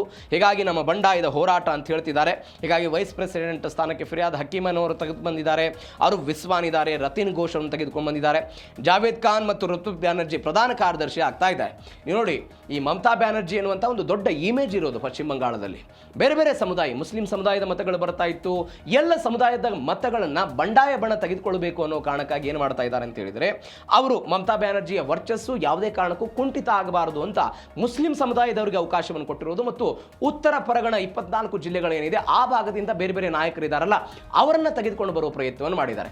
ಎಲ್ಲಕ್ಕಿಂತ ಹೆಚ್ಚಾಗಿ ಮಮತಾ ಬ್ಯಾನರ್ಜಿ ಅವರಿಗೆ ಏನು ಹೇಳಿದ್ದಾರೆ, ಅವರು ನಮಗೆ ಸಲಹೆಗಾರ್ತಿಯಾಗಿ ಅವರು ಬರಲಿ ಅಂತ, ಪಾರ್ಟಿ ಕಟ್ಟಿ ಅಧಿಕಾರಕ್ಕೆ ತಂದು ಮುಖ್ಯಮಂತ್ರಿಯಾಗಿ ಕೊನೆಗೆ ನಮಗೆ ಸಲಹೆಗಾರ್ತಿಯಾಗಿ ಅವರು ಬರಲಿ ಅನ್ನುವಂತಹ ಒಂದು ರೀತಿಯಲ್ಲಿ ವ್ಯಂಗ್ಯದ ರೀತಿಯಲ್ಲಿ ಅವರು ಹೇಳೋ ಪ್ರಯತ್ನ ಹಿಂದೇನು ಋತುಪರ್ಣ ಬ್ಯಾನರ್ಜಿ ಹೇಳಿದ್ರು. ಒನ್ಸ್ ಅಗೇನ್ ಅದೇ ರೀತಿ ಆಗಿದೆ. ಮತ್ತೊಂದು ವಿಚಾರ ಏನು ಅಂತ ಹೇಳಿದ್ರೆ, ಇದು ಮಮತಾ ಬ್ಯಾನರ್ಜಿ ಅವರಿಗೆ ಆದ ಅವಮಾನವೇ? ಖಂಡಿತವಾಗಿಯೂ ಅವಮಾನವೇ. ಯಾವ ಮಮತಾ ಬ್ಯಾನರ್ಜಿ ಇಂಡಿಯಾ ಮೈತ್ರಿಕೂಟದಲ್ಲಿ ರಾಹುಲ್ ಗಾಂಧಿ ಪ್ರಧಾನಮಂತ್ರಿ ಆಗೋದು ಬೇಡ, ಮಮತಾ ಬ್ಯಾನರ್ಜಿ PM ಕ್ಯಾಂಡಿಡೇಟ್ ಆಗಬೇಕು ಅಂತ TMCಯ ಶಾಸಕರು, TMCಯ ನಾಯಕರುಗಳು, ಕಾರ್ಯಕರ್ತರು ಹೇಳ್ತಾ ಇದ್ರು. ಇವತ್ತು TMCಯಲ್ಲಿ ಅವರಿಗೆ ಬೆಲೆ ಇಲ್ಲದಂತಹ ಪರಿಸ್ಥಿತಿ, ಅವರಿಗೆ ಬೆಲೆ ಇಲ್ಲದಂತಹ ಪರಿಸ್ಥಿತಿ. ನಮ್ಮೊಂದಿಗೆ ಬರೋದಕ್ಕೆ ಇಷ್ಟ ಇದ್ರೆ ಸಲಹೆಗಾರರಾಗಿ ನೀವೆಲ್ಲ ಬರಬಹುದು, ವಿಶೇಷ ಸಲಹೆಗಾರ್ತಿಯಾಗಿ ಇರ್ರಿ ಅಂತೆಲ್ಲ ಅವ್ರು ಹೇಳಿದ್ದಾರೆ. ಪಕ್ಷದಿಂದ ಎಲ್ಲ ನಿರ್ಧಾರಗಳನ್ನು ತೆಗೆದುಕೊಳ್ಳುವ ಅಧಿಕಾರ ದೀದಿಯಿಂದ ಈ ರೆಬೆಲ್ಸ್ ಎಲ್ಲ ಕಸಿದುಕೊಂಡ್ಬಿಟ್ರು. ಮಮತಾ ಬ್ಯಾನರ್ಜಿ ಅವರು, ನಾನು ಅವಾಗಲೇ ಹೇಳಿದೆ, ಕಾಂಗ್ರೆಸ್ಸು CPI-M ಎನ್ನುವಂತಹ ಕಮ್ಯುನಿಸ್ಟ್ ಪಾರ್ಟಿಗೆ ಸಪೋರ್ಟ್ ಮಾಡ್ತಾ ಇದೆ ಎನ್ನುವ ಕಾರಣಕ್ಕಾಗಿ 1997ರಲ್ಲಿ ಪಾರ್ಟಿಯಿಂದ ಹೊರಗಡೆ ಬರ್ತಾರೆ. 98ರಲ್ಲಿ ತಮ್ಮದೇ ಆದಂತಹ ಅಖಿಲ ಭಾರತ ತೃಣಮೂಲ ಕಾಂಗ್ರೆಸ್ ಎನ್ನುವಂಥ ಒಂದು ಹೊಸ ಪಾರ್ಟಿಯನ್ನು ಕಟ್ತಾರೆ. ಈ ಪಾರ್ಟಿಯನ್ನು ಕಟ್ಟಿದ ನಂತರ 2011ರಿಂದ ಅಧಿಕಾರಕ್ಕೆ ಶುರುವಾಗಿರೋದು. ಸುದೀರ್ಘ 34 ವರ್ಷಗಳ ಕಾಲ ಎಲ್ಲಿ ಬಂಗಾಳದಲ್ಲಿ ಕಮ್ಯುನಿಸ್ಟ್ ಪಾರ್ಟಿಗಳ ಆಡಳಿತ ನಡೆಸ್ತಾ ಇತ್ತು. ಈ ಆಡಳಿತದ ವಿರುದ್ಧ ನಂದಿಗ್ರಾಮದಲ್ಲಿ ದೊಡ್ಡ ಮಟ್ಟದ ಹೋರಾಟಗಳಾಯಿತು. ಭೂಮಿಯನ್ನು ಕೊಡುವಂತಹ ವಿಚಾರಕ್ಕೆ ಸಂಬಂಧಪಟ್ಟಂತೆ ದೊಡ್ಡ ಮಟ್ಟದ ಹೋರಾಟಗಳು ಎಲ್ಲವೂ ಆದ ನಂತರ ಕೊನೆಗೆ ಇವತ್ತು ಪರಿಸ್ಥಿತಿ ಅವರೇ ಇದೀಗ ಹೊರಗೆ ಬರ್ತಾ ಇರೋದು. ಇದಕ್ಕೆ ಕಾರಣ ಯಾರು? ಬೇರೆ ಯಾರೂ ಅಲ್ಲ, TMC ನಡೆದುಕೊಂಡು ಬಂದಂತಹ ರೀತಿ. ನೀವು ನೋಡಿ, ಬಂಗಾಳದ ರಾಜಕಾರಣವೇ ಹಂಗಿದೆ. ಮೊದಲ ಅವಧಿ ಕಾಂಗ್ರೆಸ್ಸು, ಅದಾದ ನಂತರ ಕಮ್ಯುನಿಸ್ಟ್ ಪಾರ್ಟಿ, ಇವತ್ತು TMC, ಇದಾದ ನಂತರ BJPಗೆ ಆಡಳಿತವನ್ನು ಕೊಟ್ಟಿದ್ದಾರೆ. 10-15 ವರ್ಷಗಳ ಕಾಲ ಆಡಳಿತ ಸಿಕ್ಕಾಗ ಈ ಆಡಳಿತದಲ್ಲಿ ಹಗರಣಗಳೇ ಸದ್ದು ಪಶ್ಚಿಮ ಬಂಗಾಳದಲ್ಲಿ ಮಾಡಿತು. ಅದು ಪ್ರಾಥಮಿಕ ಶಾಲಾ ಶಿಕ್ಷಕರ ನೇಮಕಾತಿ ಹಗರಣ ಆಗಿರ್ಬೋದು, ಅತ್ಯಾಚಾರದ ಪ್ರಕರಣಗಳಾಗಿರ್ಬೋದು, ಆಸ್ತಿಗಳನ್ನು ದೋಚುವಂತಹ ಪ್ರಕರಣಗಳಾಯಿತು. RG ಕೌರ್ ಎನ್ನುವಂತಹ ವೈದ್ಯಕೀಯ ವಿಜ್ಞಾನ ಮಹಾವಿದ್ಯಾಲಯದಲ್ಲಿ ನಡೆದಂಥ ಘಟನೆಯಲ್ಲಿ ಆ ಘಟನೆಯನ್ನು ಮುಚ್ಚಿ ಹಾಕೋದಕ್ಕೆ ಸ್ವತಃ ಪಶ್ಚಿಮ ಬಂಗಾಳದ ಸರ್ಕಾರವೇ ಪ್ರಯತ್ನ ಪಡ್ತು ಎನ್ನುವಂಥ ಗಂಭೀರವಾದಂಥ ಆರೋಪಗಳನ್ನು ಇದೇ ಋತುಪರ್ಣ ಬ್ಯಾನರ್ಜಿ ಅದಾದ ನಂತರ ಬೇರೆ ಬೇರೆ ಸಂಸದರು ಮಾಡಿದ್ರು. ಆ ಸಂಸದರು ಮಾಡಿದ್ರು ಅನ್ನುವ ಕಾರಣಕ್ಕಾಗಿ ಅವರನ್ನು ಪಾರ್ಟಿಯಿಂದ ಉಚ್ಚಾಟನೆ ಮಾಡಲಾಯಿತು. ಎಲ್ಲಕ್ಕಿಂತ ಹೆಚ್ಚಾಗಿ ಮಮತಾ ಬ್ಯಾನರ್ಜಿ ಕಾರ್ಯಕರ್ತರ ಪಾರ್ಟಿ ಅಂತ ಏನು 98ರಿಂದ ಅಂದ್ಕೊಂಡು ಬಂದಿದ್ರಲ್ಲ, ಇದೀಗ ಸೋದರಳಿಯನಿಗೆ ಪಟ್ಟವನ್ನು ಕಟ್ಟೋದಕ್ಕೆ ಮುಂದಾದ್ರಲ್ಲ. ಯಾರು ಒಪ್ತಾರದನ್ನು? ಯಾರು ಒಪ್ತಾರೆ? ಸಹಜವಾಗಿ ಯಾರು ಕೂಡ ಒಪ್ಪೋದಕ್ಕೆ ಸಾಧ್ಯ ಇರಲಿಲ್ಲ. ಹೀಗಾಗಿ ಮಮತಾ ಬ್ಯಾನರ್ಜಿ ಅವರಿಗೆ ಪರಿಸ್ಥಿತಿ ಇವತ್ತು ಹಿಂಗೆ ಬಂತು. ಹೀಗಾಗಿ ಅವರು ಅಧಿಕಾರವನ್ನು ಕಳೆದುಕೊಂಡಿದ್ದಾರೆ. ಯಾಕೆ ಮಮತಾ ಬ್ಯಾನರ್ಜಿ ಅವ್ರ ಪರಿಸ್ಥಿತಿ ಹಿಂಗಾಯಿತು ಅಂತ ಹೇಳಿದ್ರೆ ಗಮನಿಸಬೇಕಾದಂಥ ವಿಚಾರ. ನೀವು ನೋಡಿ, ಕಳೆದ ಬಾರಿಯ ಚುನಾವಣೆಯಲ್ಲಿ ಅವರೇನು ಮಾಡಿದ್ರು, 2 ಕ್ಷೇತ್ರಗಳಲ್ಲಿ ಸ್ಪರ್ಧೆ ಮಾಡಿ 1 ಕ್ಷೇತ್ರವನ್ನು ಆದರೂ ಗೆದ್ದು ಶಾಸಕರಾಗಿ ಉಳಿದಿದ್ರು, ಮುಖ್ಯಮಂತ್ರಿ ಆದರು. ಅದಾದ ನಂತರ ಇವತ್ತು ಬಂಗಾಳದಲ್ಲಿ ಹೆಂಗಾಗಿದೆ ಪರಿಸ್ಥಿತಿ ದೀದಿ ಅವರದ್ದು ಅಂತ ಹೇಳಿ, ಭವಾನಿಪುರ ವಿಧಾನಸಭಾ ಕ್ಷೇತ್ರ ಯಾರ ವಿರುದ್ಧ ಸೋತರು? ಇದೇ ಸುವೇಂದು ಅಧಿಕಾರಿ ವಿರುದ್ಧ ಸೋತರು. ಅಧಿಕಾರ ಇಲ್ಲ, ಶಾಸಕತ್ವ ಸ್ಥಾನ ಇಲ್ಲ, ಯಾವುದೇ ಅಧಿಕಾರ ಇಲ್ಲದಂತಹ ಸಮಯದಲ್ಲಿ ಏನು ಮಾಡ್ತಾರೆ ಮಮತಾ ಬ್ಯಾನರ್ಜಿ?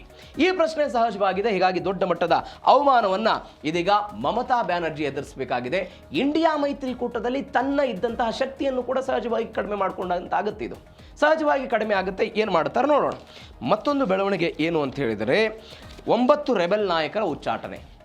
ಈಗ ಇವರು ಮಮತಾ ಬ್ಯಾನರ್ಜಿಯನ್ನು, ಅಭಿಷೇಕ್ ಬ್ಯಾನರ್ಜಿಯನ್ನು ಆ ರಾಷ್ಟ್ರೀಯ ಅಧ್ಯಕ್ಷ ಸ್ಥಾನದಿಂದ, ಪ್ರಧಾನ ಕಾರ್ಯದರ್ಶಿಯಿಂದ ಎಲ್ಲ ವಜಾ ಮಾಡಲಾಯಿತು. ಇದೀಗ 9 ರೆಬಲ್ ನಾಯಕರನ್ನು ಇವರು ಉಚ್ಚಾಟನೆ ಮಾಡಿದ್ದಾರೆ. ಯಾರು? ಈ ಕಡೆದವರು. ಬಂಡಾಯಗಾರರ ಸಭೆಯ ಬೆನ್ನಲ್ಲೇ ಅರೂಪ್ ರಾಯ್ ಸೇರಿದಂತೆ 9 ಮಂದಿಯ ಉಚ್ಚಾಟನೆ ಆಗಿದೆ.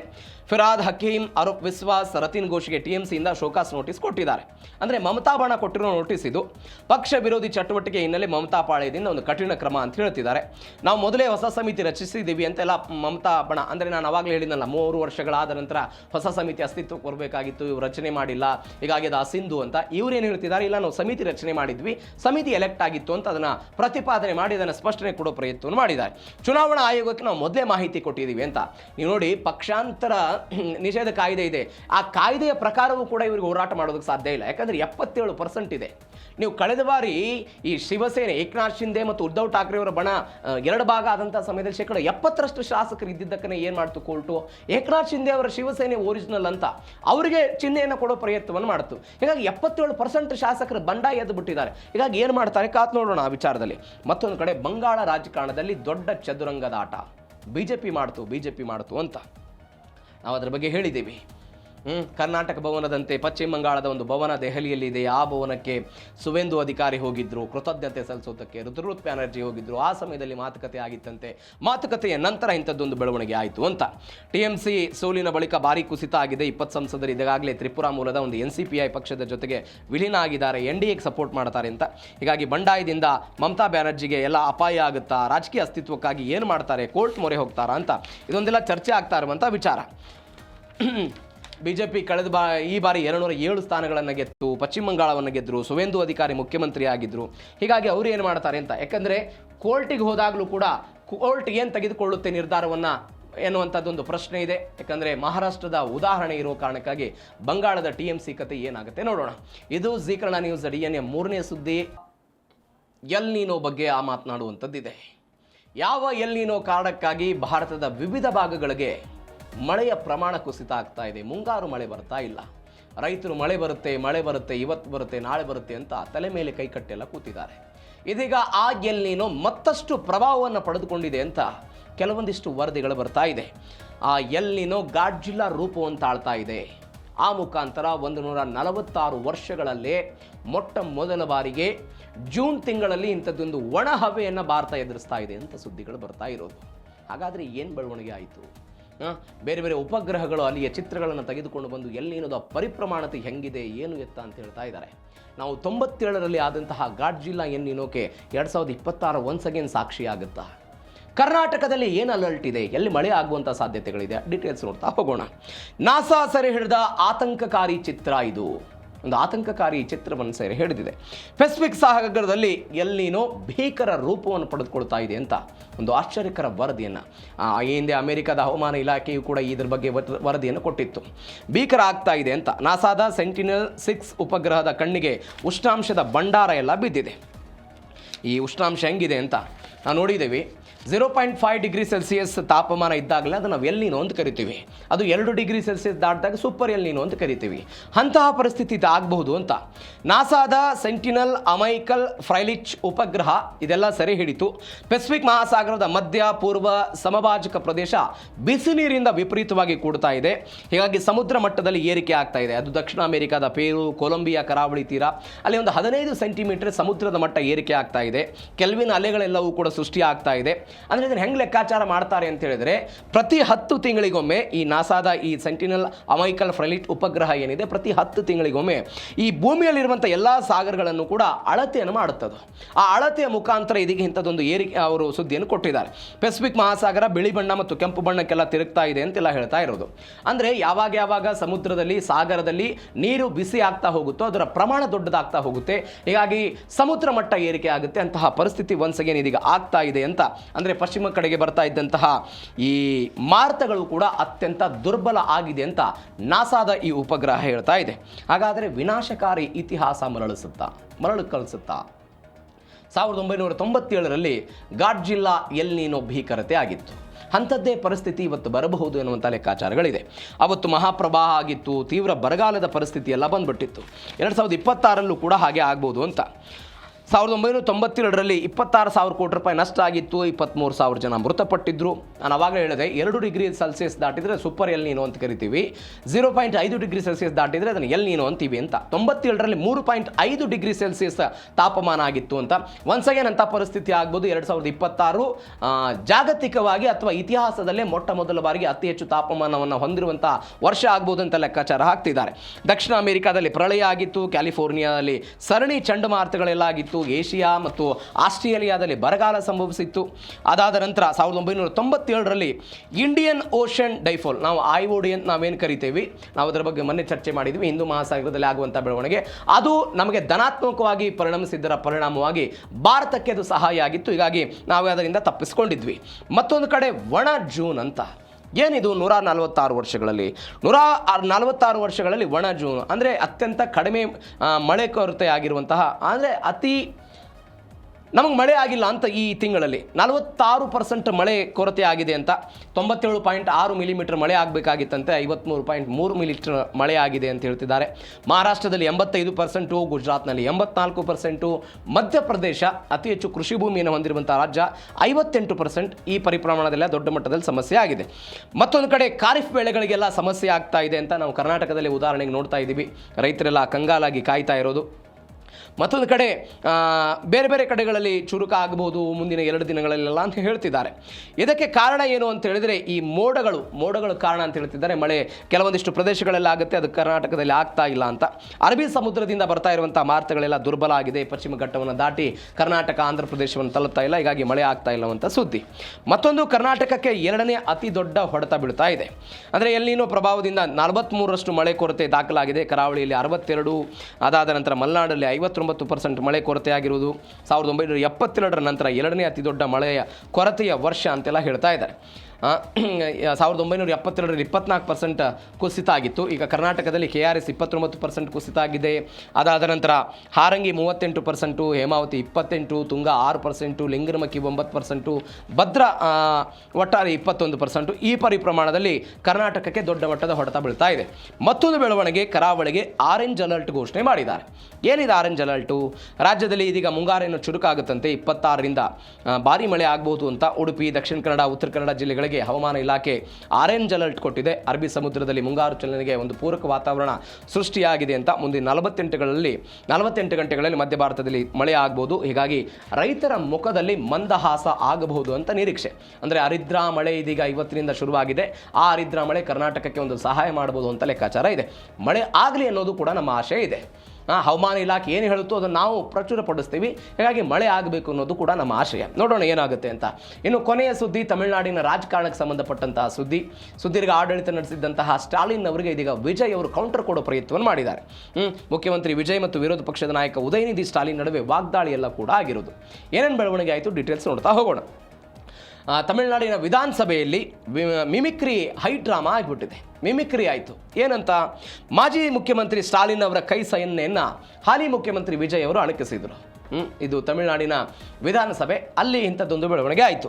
ಸಾಮಾಜಿಕ ಜಾಲತಾಣದಲ್ಲೆಲ್ಲ ಸ್ಟಾಲಿನ್ ಸ್ಟೈಲ್ ರಿಪೀಟ್ ಮಾಡಿದ್ದಾರೆ CM, ಅದೆಲ್ಲ ವೈರಲ್ ಆಗ್ತಾ ಇದೆ. ಅದರ ಬಗ್ಗೆ ಎಲ್ಲವೂ ಸೆಟ್ಲ್ ಆಯಿತು ಅನ್ನುವಂತಹ ಸನ್ನೆಯ ಮುಖಾಂತರ DMK ಮೈತ್ರಿಗೆ ಒಂದು ವ್ಯಂಗ್ಯವನ್ನು ಮಾಡಿದ್ದಾರೆ.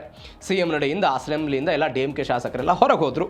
ಸದನವನ್ನು ಸಿನಿಮಾ ಶೂಟಿಂಗ್ ಸ್ಪಾಟ್ ಮಾಡ್ಕೊಂಡಿದ್ದಾರೆ ವಿಜಯ್ ಅಂತ ಉದಯನಿಧಿ ಕಿಡಿಕಾರಿದ್ದಾರೆ. ಅಂದರೆ ಎಲ್ಲವೂ ಕೂಡ ಕಾಂಗ್ರೆಸ್ ಜೊತೆ ಮೈತ್ರಿ ಮಾಡಿಕೊಂಡಾಗ ಸ್ಟಾಲಿನ್ ಅವರು ಎಲ್ಲವೂ ಕೂಡ ಮುಗೀತು ಅನ್ನುವಂಥ ಅರ್ಥದಲ್ಲಿ ಒಂದು ಸನ್ನೆಯನ್ನು ಮಾಡಿದರು. ನೀವು ನೋಡಿ, ದೃಶ್ಯದಲ್ಲಿ ನೋಡ್ತಾ ಇದ್ರಿ, ಇದೇ ದೃಶ್ಯ. ಕಾಂಗ್ರೆಸ್ ಜೊತೆ ಮೈತ್ರಿ ಆದಂತಹ ಸಮಯದಲ್ಲಿ ಎಲ್ಲ ಮುಗೀತು ಅನ್ನುವಂಥ ರೀತಿಯಲ್ಲಿ ಮಾಡಿದರು. ಅದನ್ನೇ ಒನ್ಸ್ ಅಗೇನ್ ಅಣಕಿಸುವಂಥ ಪ್ರಯತ್ನ ಅಥವಾ ಮಿಮಿಕ್ರಿ ಮಾಡೋ ಪ್ರಯತ್ನವನ್ನು ವಿಜಯ್ ಅವರು ಮಾಡಿದ್ದಾರೆ. ಇದು ಒಂದು ಬೆಳವಣಿಗೆ. ಮತ್ತೊಂದು ಕಡೆ ವಿಜಯ್ ವೈಯಕ್ತಿಕ ಬದುಕಿಗೆ ಸ್ಟಾಲಿನ್ ಕಿಡಿಕಾರಿದ್ದಾರೆ.